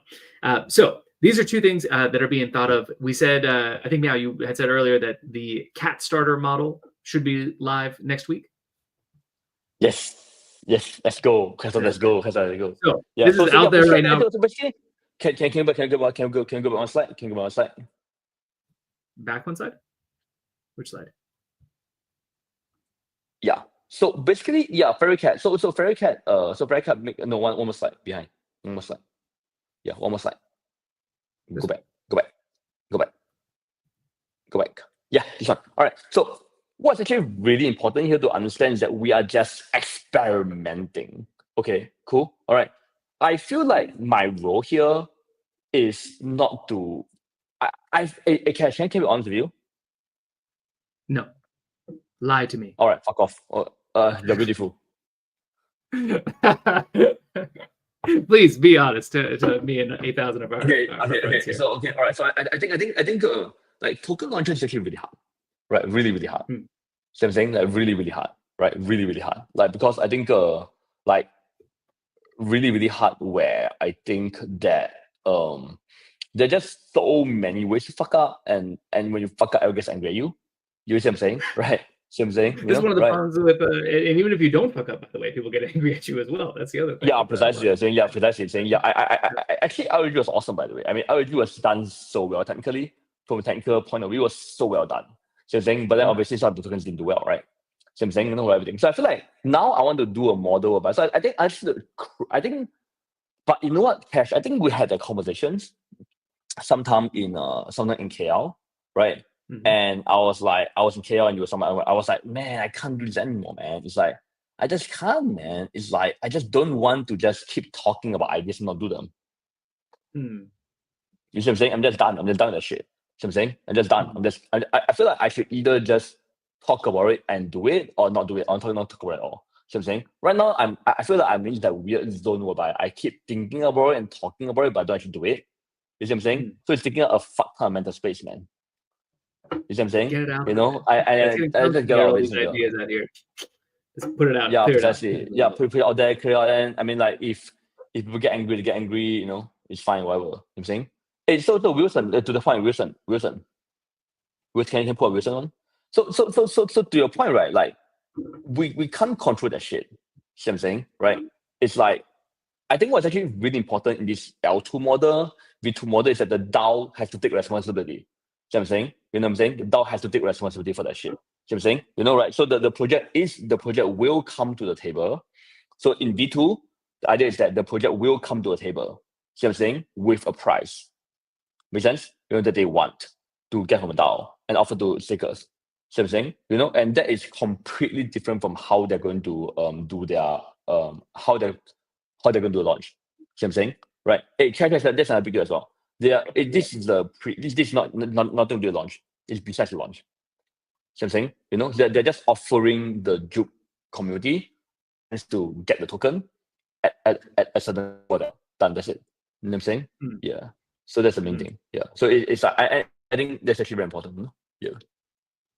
Absolutely. Anything else that we want to say about new experimenting with new launch mechanics? Or should we start talking about I just want doing a lot more of it. Yeah. So there's 2 ideas here, folks, but there's many more ideas that I think could be had. So if you have ideas on what cool launch mechanics could look like, please do put them into the J.U.P research forum. There's obviously been some talk of Dutch auctions and some other kind of like novel mechanics. Maybe there's more that you have. And I think this is a great opportunity for the full community to kind of come forward with new ideas, because this is a problem that we all are invested in solving together, ideally. So let's fucking go. Let's go. With that said, let's go. Okay, Cat starter next week. It's coming. Here we go. All right. Well, with that said, we're an hour and a half in. It is 2 a.m. here in Tokyo, and we're going to continue on rolling. Let's go. A very important section now. I'm going to do a little quick, brief intro. Then we're going to bring up the design trial working group and the DevRel trial working group to pitch themselves and let you know what they're trying to do, answer some of your questions, answer some of now and my questions. Go ahead. No, can you pull up the Kala Meow while you're drinking thing? Yeah, Kalashnikov. Yeah, what are you drinking? Nothing. Adrenaline. I'm drinking adrenaline. I'm so happy I got it out there. I'm so happy. I'm so happy that I got. I'm so happy I got verified out there. I'm so happy I got the. I'm just so happy I got something out there. Yeah, that's it. Yeah. Hat tip, by the way, to who's running the chat from the team. That is Srijni. So shout out to Srijni, crushing it. All right. So what I wanted to talk about real quickly before I throw it over to the trial working groups is the difference between a working group and a trial working group. Now, there has been some confusion about this in the past, and understandably so. So we just want to clarify everything.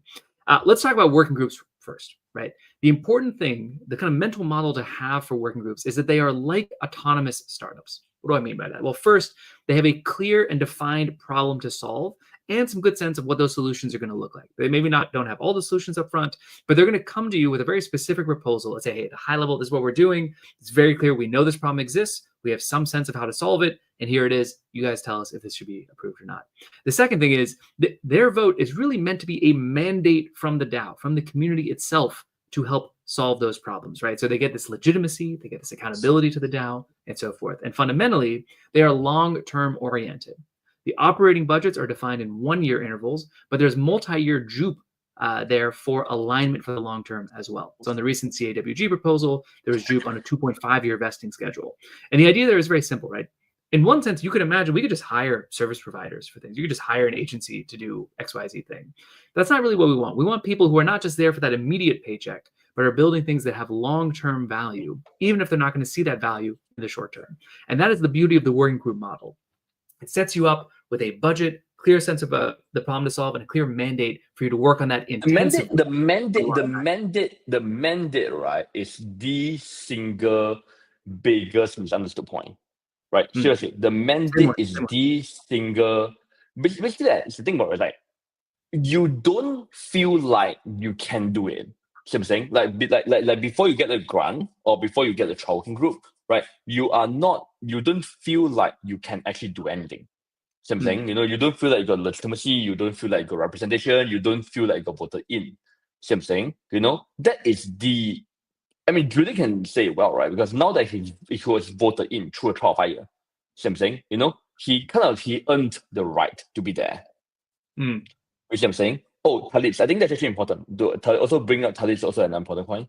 Talib, I think that the point here is that I think yeah, I think the whole point here is that the whole point here, right, is that you have to talk to them. And I think every working group has their own needs, have their own budget, right? So you kind of have to. It's actually not different from applying to any kind of startup, right, or job, right? So I'm saying you have to know them, get to know them, talk to them. The good thing is they're all public. So I'm saying, right? The good thing is that they're all very, very public.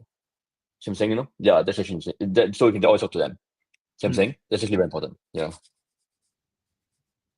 That's right.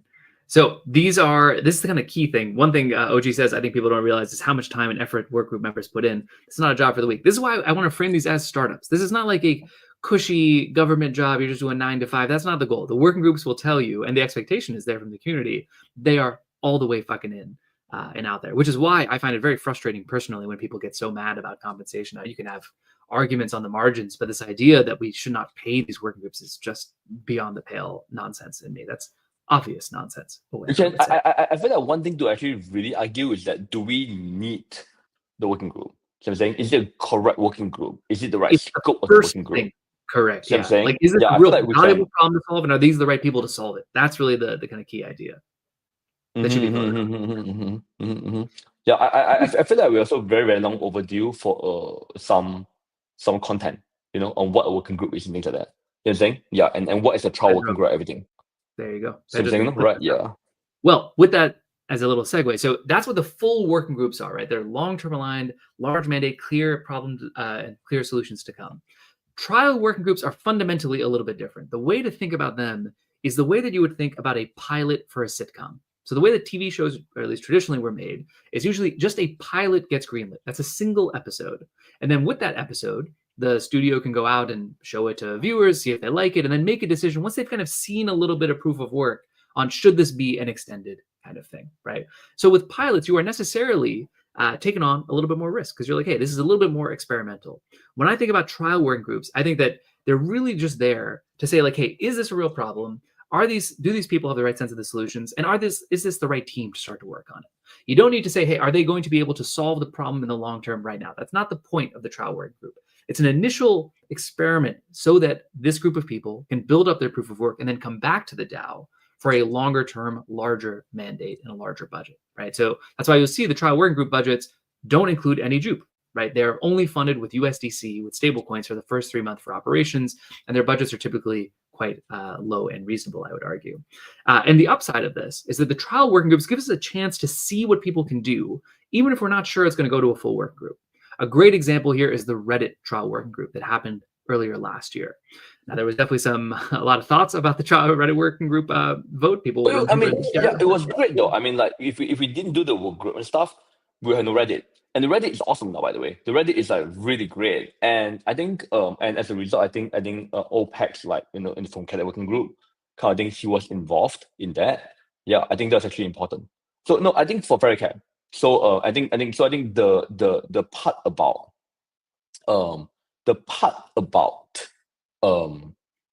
like figuring out what like a lot of times you go to trial working group, and then you really learn a lot more the process. Same thing, and then you really find that, and then you really kind of like figure out where you fit in, how to work together, kind of thing. Same thing, yeah. That's right. And so that's what we saw, right? Is that OPEX was part of that, then kind of merged into the CAWG. So it's a great place for just talent to kind of prove themselves in public under the microscope of the DAO as well, right? And so fundamentally, your expectation should be different for a full working group and a trial working group. The kind of conviction that you might need for a real working group is like, okay, these people, this is a really important problem, and these are really the right people to go forward and solve it. And they've kind of shown that already. Let's see, should this exist or not? Is this worth continuing?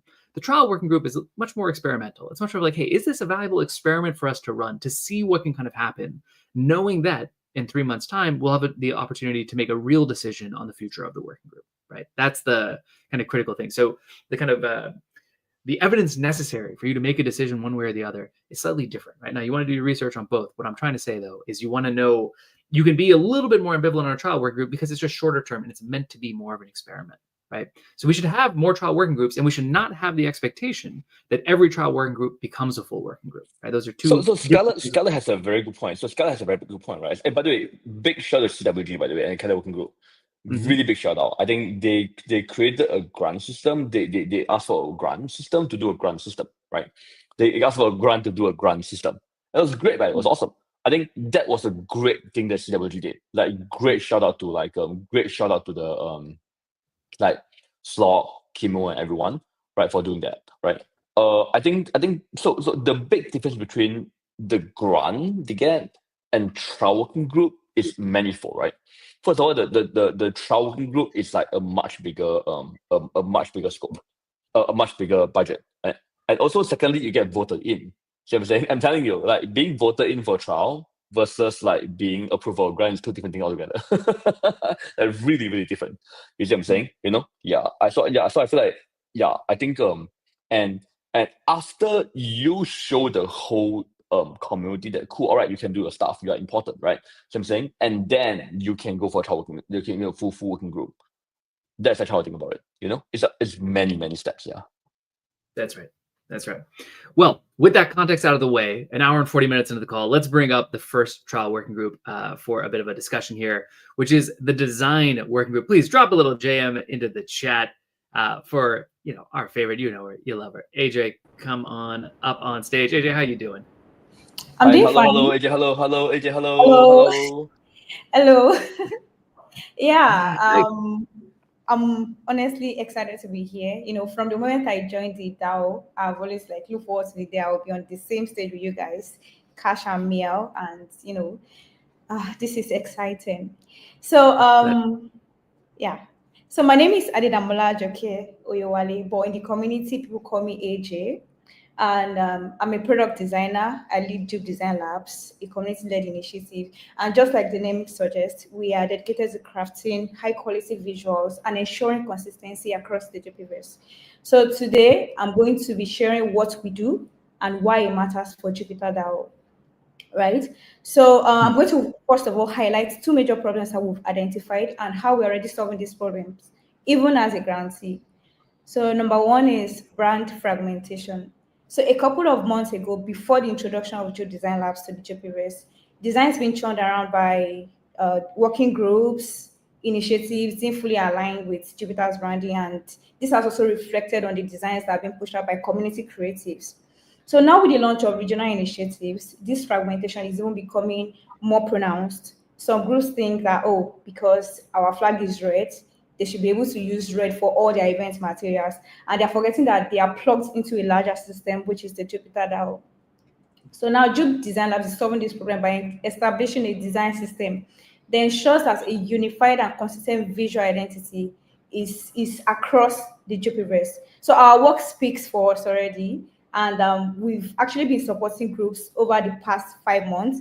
So for instance, for the Castambo event, we worked on the branding, we worked on the badges, the lanyards, we worked on presentation decks, and so much more. And we've also been like working with regional initiatives. So, for instance, the Nigerian event that Duke and Eternal Sami hosted, we were in charge of the designs for that. And also for Japan, the event that they had about 2 weeks ago, we handled that. And the one that is currently being hosted, that is going to host on the 30th, we're also in charge of that. And we're also collaborating with the team for the Solana Accelerator that's going to happen in the New York City for designs. So the second problem that I consider that is core, and we've been able to like validate this within the DAO, is lack of sustainable skills. So now we are the largest DAO in Web3. We talk about governance, talk about onboarding members every day. But beyond voting, how else can this will contribute to the J.U.P.verse? So now, from my understanding, J.U.P.verse is home to like people from all walks of life. We have 95 professionals, we have the entrepreneurs, we have the students, and even those that are still figuring out their path. Right? So many of these people have come to participate in governance. How do they participate? By voting, having discussions. How do they vote? You stake your J.U.P. But what about those that lack sustainable skills to earn income? How do they actively participate when they don't have enough money to purchase J.U.P to be able to stake and to participate in governance? So now that's where J.U.P Design Labs comes in. While our primary focus is to support working groups and initiatives with designs, we're also here to support people and help them grow. And we're also looking to build a creative economy within the J.U.P.verse. So we are in a PPP meta, right? So our team is not just made up of designers. We are four, by the way. We're not just made up of designers. We're also here to, we are also experienced in mentorship and training other designers. So during our grant period, we hosted design boot camps, equipping community members with valuable skills, and the feedback so far has been incredible. So we plan to continue this during our trial period to empower even more people within the J.U.P.verse. So you are probably asking that what's next? What are we up to? What does our team composition look like? What's our ask? Right? We've already created a comprehensive proposal. We already broke down every of the questions that you might be asking right now in your minds, and we've posted this on J.U.P Research.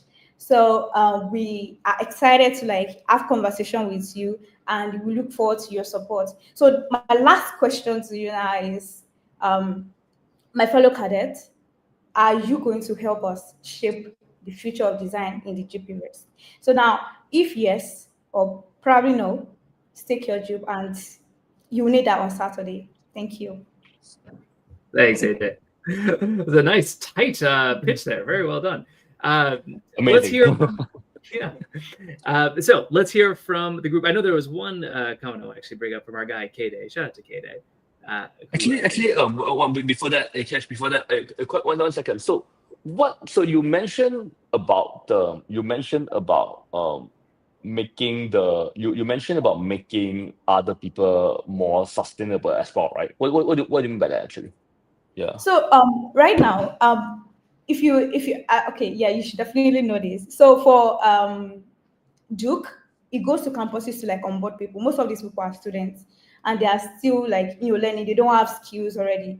And although he has pushed some of them to me, and they have shown interest in learning about designs, these people can just we can help them grow. We can build, we can support them and help them grow in the J.U.P.verse as designers, and they can be able to like use this skill to support within the J.U.P.verse or even go outside the J.U.P.verse to earn an income with the skills that they've learned from the J.U.P.verse. Got it. But where do you think that the economics gonna come from? So I'm saying, right? Yeah, like beyond the current working group model. So I'm saying, yeah. I think that's a big topic for me, right? So I'm saying that how do we actually kind of create like more economic incomes and opportunities, for new people? Yeah. Mm-hmm. Okay. So for instance, right, on our budget, we've already allocated some funds to like community members, right? If we're looking to like give us money, give us more money to people in the GPverse, we've already created like an allocation even within this 3 months period to like support people. And then we've also worked on something for Japan, which is a merge. I don't know if the DAO has considered something like maybe working groups being able to generate revenue for themselves. So when we created that merch design and we push it out, I got messages from the DAO asking, "Oh, when are we going to put this up for sale and all of that?" I feel like this is an opportunity that we can key in, provided that the DAO is interested in groups generating their own revenue at some point. Okay, got it. Thank you. Yeah, thank you. Yeah. Cash, you got anything else? Yeah, so can you talk a little bit? I think that the design piece is fairly well. Actually, so first a question on the design piece. As I understand, J.U.P.eco has some kind of like design resources already in terms of like here are the branding guidelines and so on. When you talk about making a key focus of the trial working group, creating a design system, can you talk about how that would be different from what already exists now and what the additional value created would be? Okay, so for the J.U.P.eco now, right, that already exists. So that's like a foundational thing. What we are planning to do is to build on this and also like provide standardized support for existing work groups, work with them closely. So for instance, now we had Bolu come to us for tumbling for uplink, and we're able to like support with this, right? So yeah. I don't know if that has provided more clarity to your question. It does not really. So, like, I guess I'm asking, like, what does a design system look like that is beyond the design system that's already been created? Okay. So I hear you that there's like an implementation of like, hey, we got to implement the design by whatever, designing posters and thumbnails, etc. But when you talk about a design system, is that like maybe you mean like a process-oriented thing rather than like a actual? Because I think of like a brand design system as like basically as an artifact people can then use to kind of spin up their own designs and do things from that perspective. Yeah. So what we currently have now is pretty basic. And when this was created, the J.U.P regional initiatives were not like in existence at that time. So right now that we are looking at countries like or regions, let's say regions like 18 of them, we are looking to like expand on this. So we already even started working on mascots, and we did something for J.U.P France. So for that mascot now, he has like a baguette, and that means that we put into consideration their cultural differences. So we intend to like do this in a way that even though like is a common design system, it's still going to be touching the cultural differences of each region. Got it. So then talk to us a little bit about the art component. So I think that the graphic design component makes a lot of sense to me. That seems, I can see how that's a valuable service. How does the art component kind of help back to the rest of the DAO and to the J.U.P.verse? Okay. So for the art part, the mascot is an artistic thing. It's not for graphic designers to do. Yeah, actually one thing that I'm very, very curious about is because design is such a important thing. It's also very hard to get right. You see what I'm saying? Like I think one of the things that I think Skeleton made a very good point. See what I'm saying? I think what I personally want to see from such an initiative is I don't want to see a standardized design. I think it's kind of boring, right? See what I'm saying? I think what you really want is that I think what Skeleton says is correct. You really want to just like be able to bring out the art, right? See what I'm saying? I think for me anyway, I think what I really want to see is that I think what will make this group interesting for me is that if we are really bringing out the art, see what I'm saying, right? From like everywhere, from France, from different parts of Africa to different, because I mean, certainly, I was actually in Ethiopia recently, right? Ethiopia, right? And I went there, I was like, oh, the art is actually very different. So I'm saying I was in Latin America, art is very different as well, right? So I don't know, I feel like for me and stuff, I think certainly I feel like, I'll be honest, I think that I'm actually way more interested in like figuring out how we can kind of like unleash kind of like the art standards. You see what I'm saying? Rather than having a one singular like art design. See what I'm saying? That's my thing anyway. See what I'm saying? Yeah. So that's what you just said, right? So I mentioned that for J.U.P France now there was baguette. So baguette is something that is common in France, right? So when we're working on this, we actually like collaborated with people that are in charge of that. We had chairman, so we collaborate. So we are looking to like collaborate with all these regional groups. It's not like we are looking to just create one and we're not looking at a one size fits all kind of design or art. We are looking to like touch these people where they really need to be touched. So I mean, talking about the art itself is like, versus like having a casual dating. Does it make sense? Yeah. Hmm. What do you think? Like it's interesting. Like, you on one hand, it's like, is it better to have one brand identity that everybody uses, or is it better to really kind of figure out how to actually get talent, like, get really great like art from different places and to show kind of the diversity of the art. Yeah. Same thing. It's When interesting, I think right? about Yeah. like the best design systems, I think that the best versions of them are always kind of like modular and very extendable, right? So if you look at, I mean, like Jack Butcher's like Visualize Value is a great example of this, or the Open connection collection, or things like nouns and so on. Things that are like very malleable and can be contextualized easily, I think, are successful systems, and things that feel like one size fits all tend not to be successful. So I definitely agree that the importance of the localization becomes essential as we continue to go forward. Hey, I feel like I feel like if we have 4 people in the group, I think one thing that I would love to see would be to kind of really, as you said, I think like really kind of like bringing out a lot more of the art and the memes and everything and stuff, right? And making that stuff a lot more public. You know what I'm saying? Like I think it's actually very important. I can think about it for a while. Yeah, let's see. Yeah, it's interesting. I think. Let's see. Yeah. Hey, catch your thing. Any other thoughts? No other thoughts other than people saying that where's my Saratoga, folks. I'm in Japan. That's a fucking random hotel. I don't travel with Saratoga. Obviously, I use that for shower water back at home in Dubai, but in Tokyo, I use whatever they give me. All right, cool. AJ, thanks so much for coming out. I know that you have a town hall on Twitter. There's a Twitter space tomorrow, and then a town hall on Saturday, if I'm not mistaken, as well. All right. Thank you. Thank you for engaging me. Cool. Thank you. Thanks so much. Thank you so much. AJ. Thank you. Bye. Super excited. Thank you. All right. Well, with that said, we got one more trial working group to talk about before we head over to Cadet's Corner and start to wrap this up. Let's talk to our guy, Constantinos. Constantinos, how are you doing, my friend? Hello, guys. How are you doing? So nice to be here. Hello. How's it going? Hello. I mean, I've been You're watching doing this Planetary call like since the first episode, and now I'm here. I mean, No way. Seriously, I'm that's shaking. crazy. God bless, my Shaking. friend. Crazy. That's crazy. That's insane. Wow.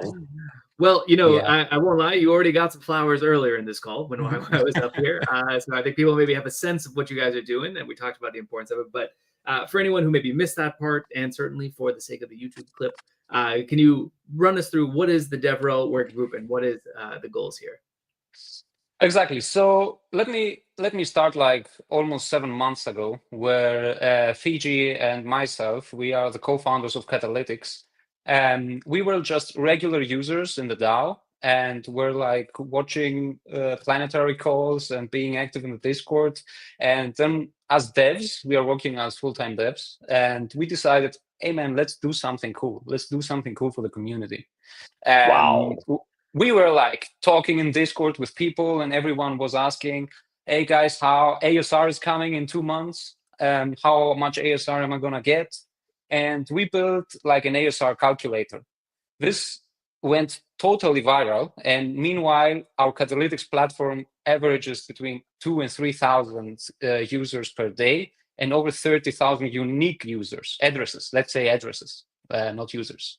So that's how we started. And we have one more member in our team. This is Dan. Dan is the founder of Jupyter's Kit. Jupyter's Kit is a React library that includes many features that the Jupyter APIs provide. And this has also seen a big success, like from developers, hundreds of downloads. Of course, this is like only for developers. So it's not so known, but in the dev space, it is. So yeah, we all know Jupyter has, in the past 2 years, become from a simple swap product to a complete Web3 aggregator. I mean, it's an all-in-one platform right now. And people are using it more and more. The features are like being delivered almost every week. Ultra API. Ultra Ultra API, let's go. No RPCs, nothing. Just simple calls. No RPCs, no CPH, nothing. Let's just go. Let's go. Gasless. Bro, gasless. No RPCs. Sorry, I'm just saying. No, all good.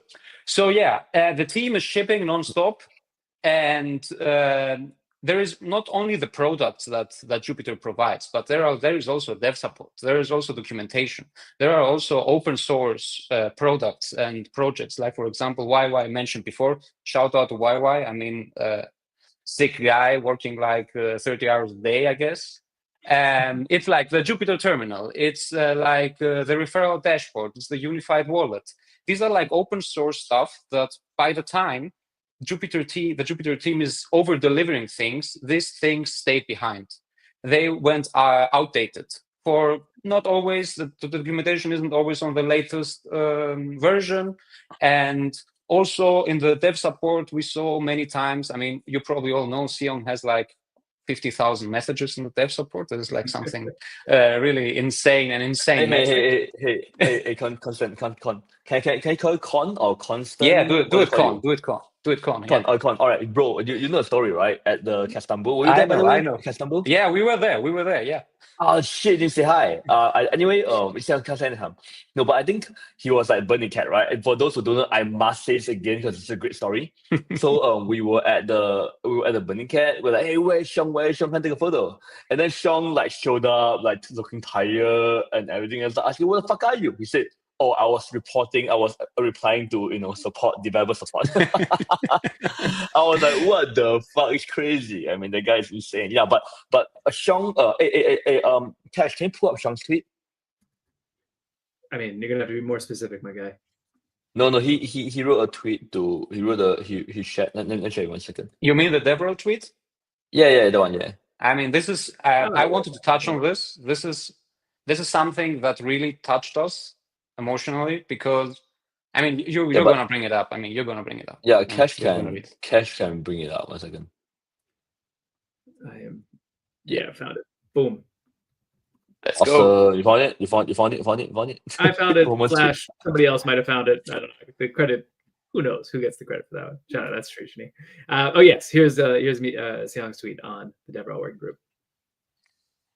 Do you want to read it now, or should I? What's that? No. You go ahead. Yeah, go ahead. Okay, all right. I mean, yeah.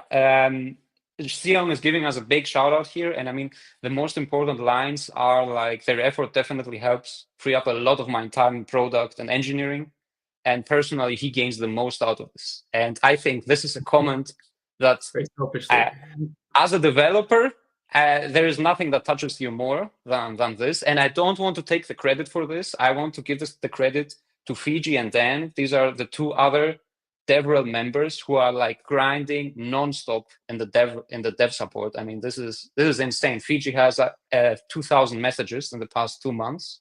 I think his goal is that he overtakes Sion, I guess. So there will be a small challenge. That'll be so fun. That'll be so fun. And Sean can stop it. That'll be so fun. Yeah, that'll be so fun. Yeah. So yeah, developer support is a very core functionality. I mean, people are coming. The devs are coming to the developer support when they have problems, when they are trying to use something like an API, like something that Jupyter provides, and they have questions, maybe something is missing in the documentation. So one of our main tasks and main goals is that we overtake this channel and that we don't see any green names in this dev support. So green names are the team, that's crazy. Team members. Wow, that's crazy. That's so fun. This is goal number one. This is goal number one, and we are gonna do it. By the way, yeah. By the way, I feel like Uplink really needs, like, our YouTube channel really needs more dev content too. You see what I'm saying? Like more vibe coding and everything. It'd be great. You think it'd be fun. I know. Yeah. This is definitely in the pipeline. I mean, the trial is like 3 months. We cannot like do everything that is possible in 3 months. I mean, there is our dev support, documentation, but of course, it's about DevRel. Ultra is such great content. I think you can really churn great content, man. It's like we can Okay, do Meow, AI say it. bot. If you say it, we're gonna do it. Do you I'm want not. YouTube content? I'm just saying it's gonna be amazing, right? It's like imagine you put the content, then it's like I just think it's great. I'm saying, yeah. So I'm not dig Okay, it. we're gonna I'm do saying, it. We're gonna yeah. do it then. I mean, if you ask it, we're gonna do it. That's why we're here. We are here to do the best for the community, the best thing for the developers we can bring up from support, from documentation, from examples. We have already a DevRel GitHub repository where we create real examples in Python and TypeScript. I mean, this is probably not so interesting for most of the people here, but for devs it is, because you can go on our GitHub and get real examples how to implement Jupyter in your product. And yeah, that's actually my pitch. We are grinding nonstop. And yeah, we are free for questions. There are many people asking questions in general. There also has been a big question in the J.U.P research forum. I don't know if we have time. I would love to answer these questions live. Why don't you answer, one or two of them that you think are the most common or the most pressing? Yeah, can you open the J.U.P research proposal? That would be Let great. me just quickly get the link. Ooh, bam. That time I beat Trujani to it, so that one was actually me. I deserve the credit. Yes, so here it is, and then if we go down to the comments, I assume is where you want to go? The bottom one, this was asked like 10 minutes ago, 15. Like, oh, okay. Maybe because of the planetary call, I'm not sure. There we go. So, yeah, so people are asking about how are we gonna define that we succeeded as a trial, all right? Mm. I mean, this is partially already answered before. What we want to do is we want to free up time from the Jupyter developers, from the core team, so that they can focus on other tasks. JupNet is coming. We know this is probably not very, very, very far away, and we hope soon for updates. But we want to focus on freeing up the time of the team so that they can focus on more important tasks. I mean, of course, support is also important, but I believe that CM and the other guys can focus on other things much, much better than supporting the community. Then maybe we can get to the second one, team capacity. Scope looks ambitious. It is hard, and it's a hard task, and we are working on this literally from waking up to going to sleep. So this is something that the beginning might be hard because there is a lot to do, but we are quite sure that we're going to make it. There is no doubt to this. We in 3 months everything will be completely different. We will try our best to bring this to the best possible stage. Yeah. I was going to say, this is actually the biggest problem that I have with the proposal is that the community grant section seems very small. Like 5,000 actually does not seem like enough to go here. But this person's question, I guess, is a little bit different. What is the evaluation process going to look like? Yes, the evaluation process. So let me answer first your question. I mean that 5,000 USD isn't probably that much. You're probably right. Like for grants, for technical grants, for people working in the community as developers, 5,000 USD might not be so much when they're grinding and building a lot. I think, but that's actually the point of a grant. I feel like that's actually what the trial group is great at, right? So I'm saying, I think, I think that it's great to start small, right? So I'm saying, and just to get started. So I'm saying, I feel like I almost think the concern would be that this grant is like 2 grants, and then you're kind of done. Yeah, right? It doesn't really seem like we can always like support, like they're always just support it if it goes really well and stuff. You see what I'm saying? Yeah. And I'm thinking it's kind of like foreplay, right? I think before you do more, you kind of want to like juice it up a little bit. See what I'm saying? I mean, yeah. we worked on the catalytic stuff for like 4 months before we got like our first grant. So I don't want to say it was no pay because no one ever told us that we're going to get something, but we did it because we liked it. And this is also not a shout out to developers to go build something because we're going to give them a grant. I mean, you have to earn it. This is not something that we're just going to get very easy. This is actually the best comment so far from WP. Meow needs to promise not to steal these guys from the DAO. Actually, good okay, vote of like honestly, I feel like one of the things I'm really excited about is like JupNet. I mean, I think JupNet is the developer needs for JupNet is gonna be like exponentially higher. Yeah, I'm saying, right? I think, yeah, I'm just like really excited to kind of like, I mean, if this works out, it'll be super fun to scale the working group together. See what I'm saying? I mean, we are so ready. We are so ready. Yeah, I'm not ready. Just ready. Yeah. Excellent. Yeah. And then I'll just answer that last question for your integration with the existing structure. So obviously you'll have to work hand in hand with YY and Xiong and the rest of the gang. That would be, like, for me, one clear risk factor if I didn't know that you guys were already working very closely together and have been for a little while. But I think that is a fair call out that this is a tough thing to do without team support, without having some kind of like team rabbi, as we would call it in the States, right? Of somebody who can kind of like help give the blessing and move things along.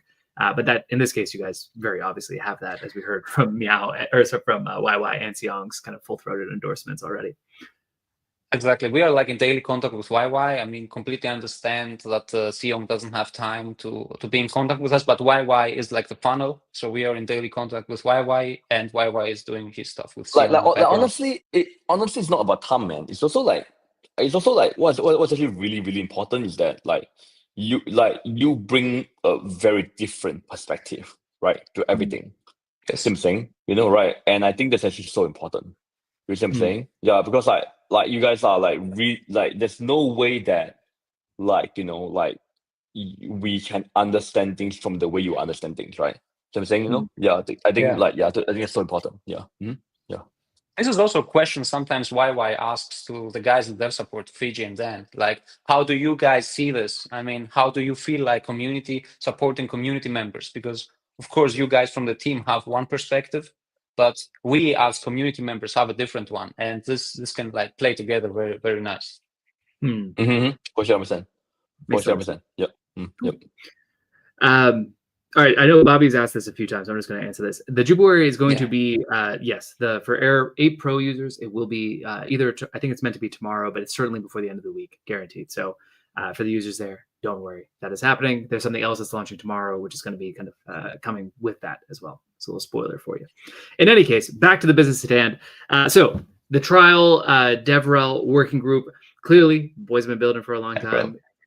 DevRel, there it is. Yeah, clearly they've. I love the fact that you guys have been contributing kind of permissionlessly to the ecosystem, to the Jupiverse ecosystem for a little while. I can't talk. It's like 3 a.m.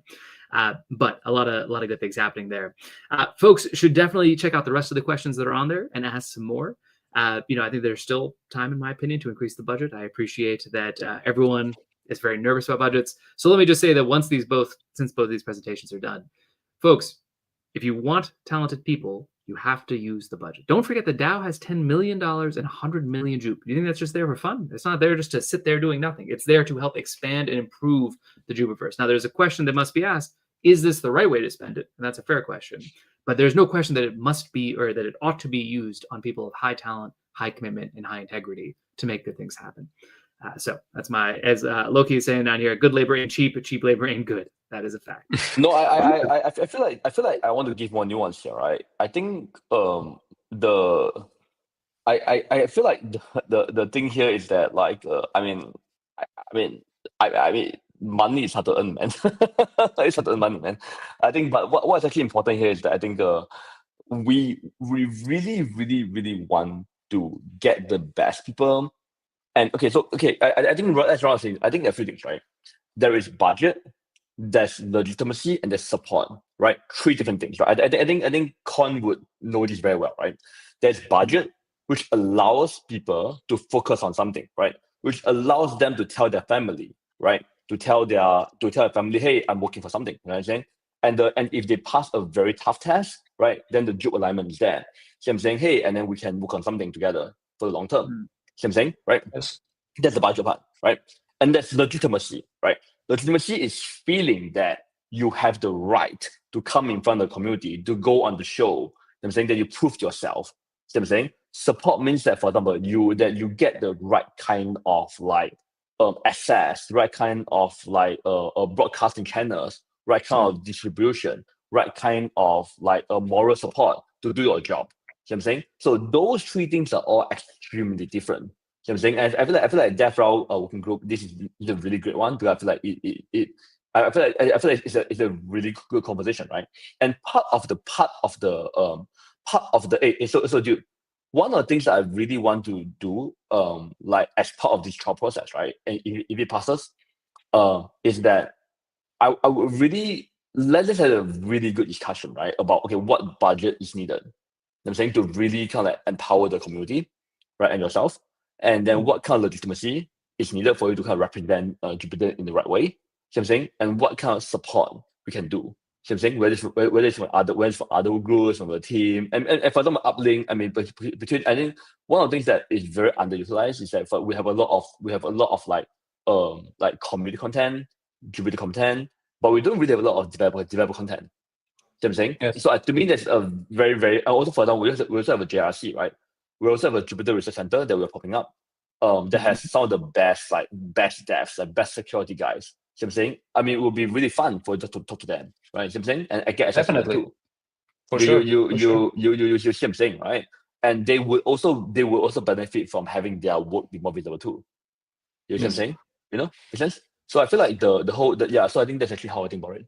See what I'm saying? I feel like so I think that's actually something that I think so part of this like travel group is figuring out how do we actually work together. So I'm saying like that's how I think about it. Yeah, cool. Yeah, for sure. I mean, we see DevRel as the bridge like between the Jupiter team, the DAO, and the community. And there are also other communities. We want like to go public. We want like to show ourselves also via X, via podcasts. This is like a long list of things we can do. This is just a 3-month trial, and we have like to fit the most important things at the top of the list and the priorities. Awesome. Excellent. Awesome. Excited, man. Let's go. Yeah. Thanks for coming out, people. Go check out both of these trial working groups. There's going to be the Twitter space tomorrow, the town hall on Saturday. Vote starts on Saturday as well. We'll be open for a few days. Do not miss it. Thanks so much, brother. Let's keep on going on. So we're now at 2 hours and 11 minutes. This might just be the longest call ever.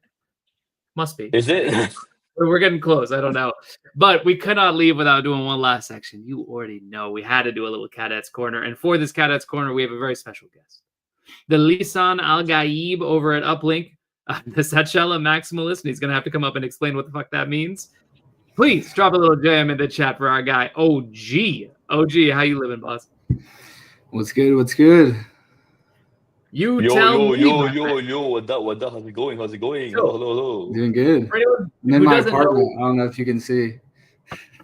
Now that got locked the rally queued up in the background. There you go. Little known fact. OG just watches these on repeat. When we're not on these, he just watches them time and time again. They're in the background. They're like his radio. OG, for people who don't know you, can you introduce yourself a little bit? And meow, not the time, brother. I know it's late, but yeah, let's go back up to the face. Yeah, there we go. OG, tell the folks a little bit. Yeah, what's up? I'm OG. I'm like kind of the day-to-day guy for Uplink, co-lead. I don't know. Don't have formal comms there, but like basically just kind of make sure things are running smoothly for all of the things that we're trying to like propagate throughout the Jupiterverse. There's like Jupiter shipping so much, and it's just like it's very important that we spotlight all these things because we don't want to have like make them use their time to do like spotlight all these things. So that's kind of where we come in and make sure all these things are well known throughout the Jupiterverse and kind of kickstart that network effect on all of these products, and including like DAO initiatives as well. So it's a very tall task. We run quite a bit of like a large amount of socials, but it's a fun job and I love doing it. So OG, it was so fun seeing you guys do your thing. You know, right? It was so fun. I think like Uplink is like a super duper fun community, super fun group of people, right? And certainly like extremely instrumental, right, in kind of spreading the word about everything Jupiter. So you mentioned something about doing a lot of stuff, right? And dude, I'm telling you, man, it's like I think this year is really where I think we really need to find a way, right, of scaling the comps because there's so much stuff going on across so many places, right? And JuPnet hasn't even started yet. See what I'm saying, right? And then we have and then there's product lines, and then there's Jupyter. So there's a lot of stuff in Jupyter going on. There's a lot of stuff on the Jupyter product. There's a lot of stuff on J.U.P coming up, and then JuPnet as well. So there's so much stuff going on, right? So I think we really have to figure out a really good system, to do that. I think, yeah.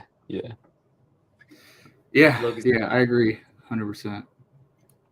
Indeed, yeah. I think OG can refer to himself as the co-leaders of that. They know co-lead about it. OG is the one doing all the work on Uplink these days, along obviously with Will, Molu, Pedro, and the rest of the gang. Clouds, of course, as well. But OG, I mean, we got to ask you about Satchella here. Can you please explain the Satchella meme and why you are such a Satchella Maximus? Yeah, some VC lore, I guess. It just comes back to the meme lord Will. He's just always cooking up memes, and this one kind of just stuck. And there's a point in VC where there's 10 people in VC, and we all had the same Satchella PFP. So yeah, I think some people still have the Satchella PFP in there too. So just a fun little kind of thing we put on. It's gonna be the Uplink team is insanely fun. They were in Istanbul, and every one of them was so fucking fun. And then they just made fun of each other like crazy, like meals, and that's so hilarious. Yeah. You're not truly friends with someone until you are comfortable making fun of them. That's how was it, by the way? How was it meeting the Uplink team? How was it?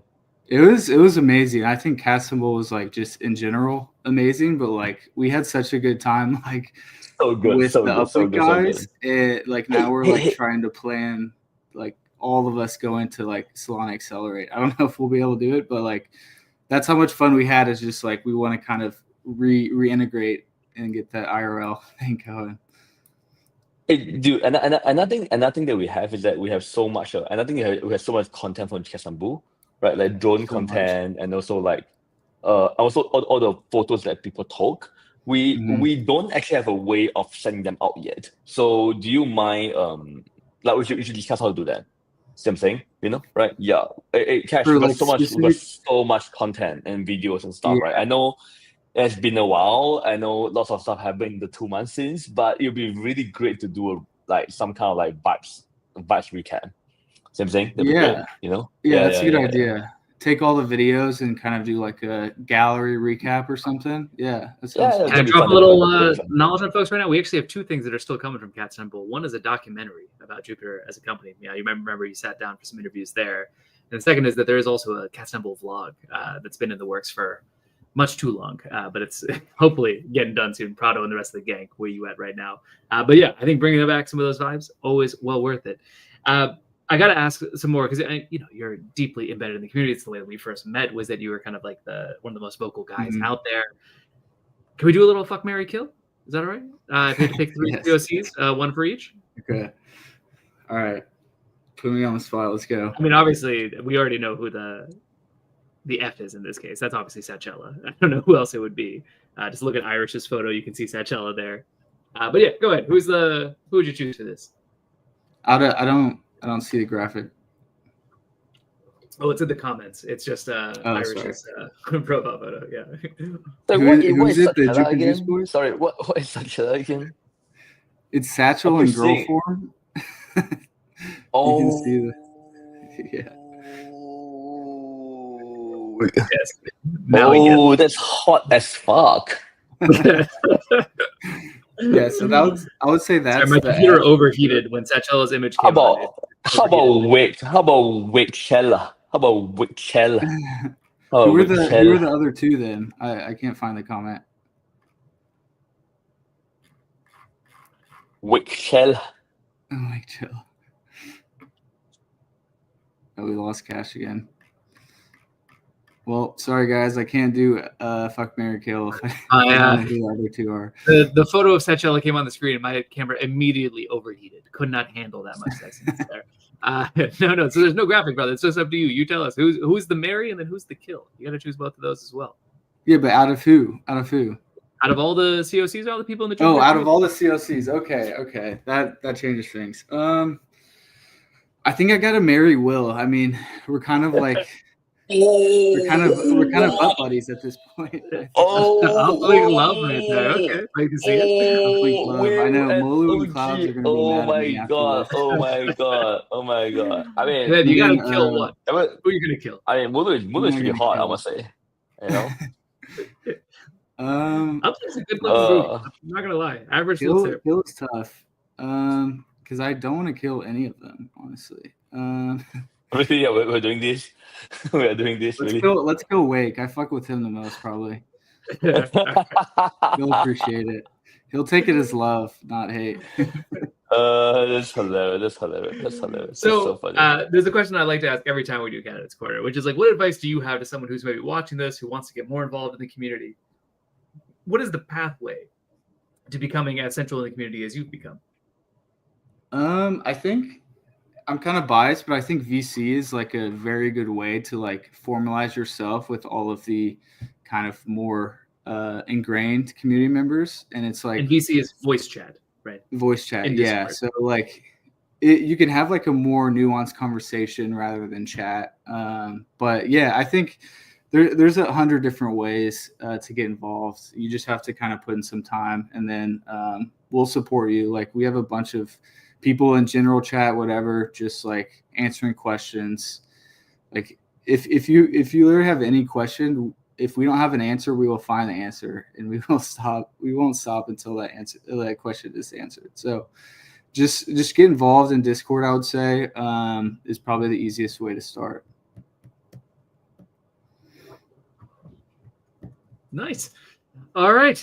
Any last piece of advice or words for the wise over here, OG? I think I just want to say J.U.P aspires to be a meme. Shout out Meow for that quote. Always. I'll call Always. into me.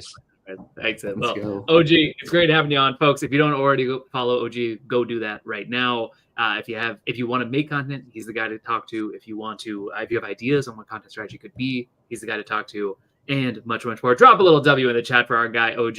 Thanks for coming on. Yeah, bud. really want to do more on content fund. Yeah, we need to do more content fund for sure. Yeah. Okay. Cool. And Thanks, I did man. want to shill the Uplink grantee the grants as well. Sorry.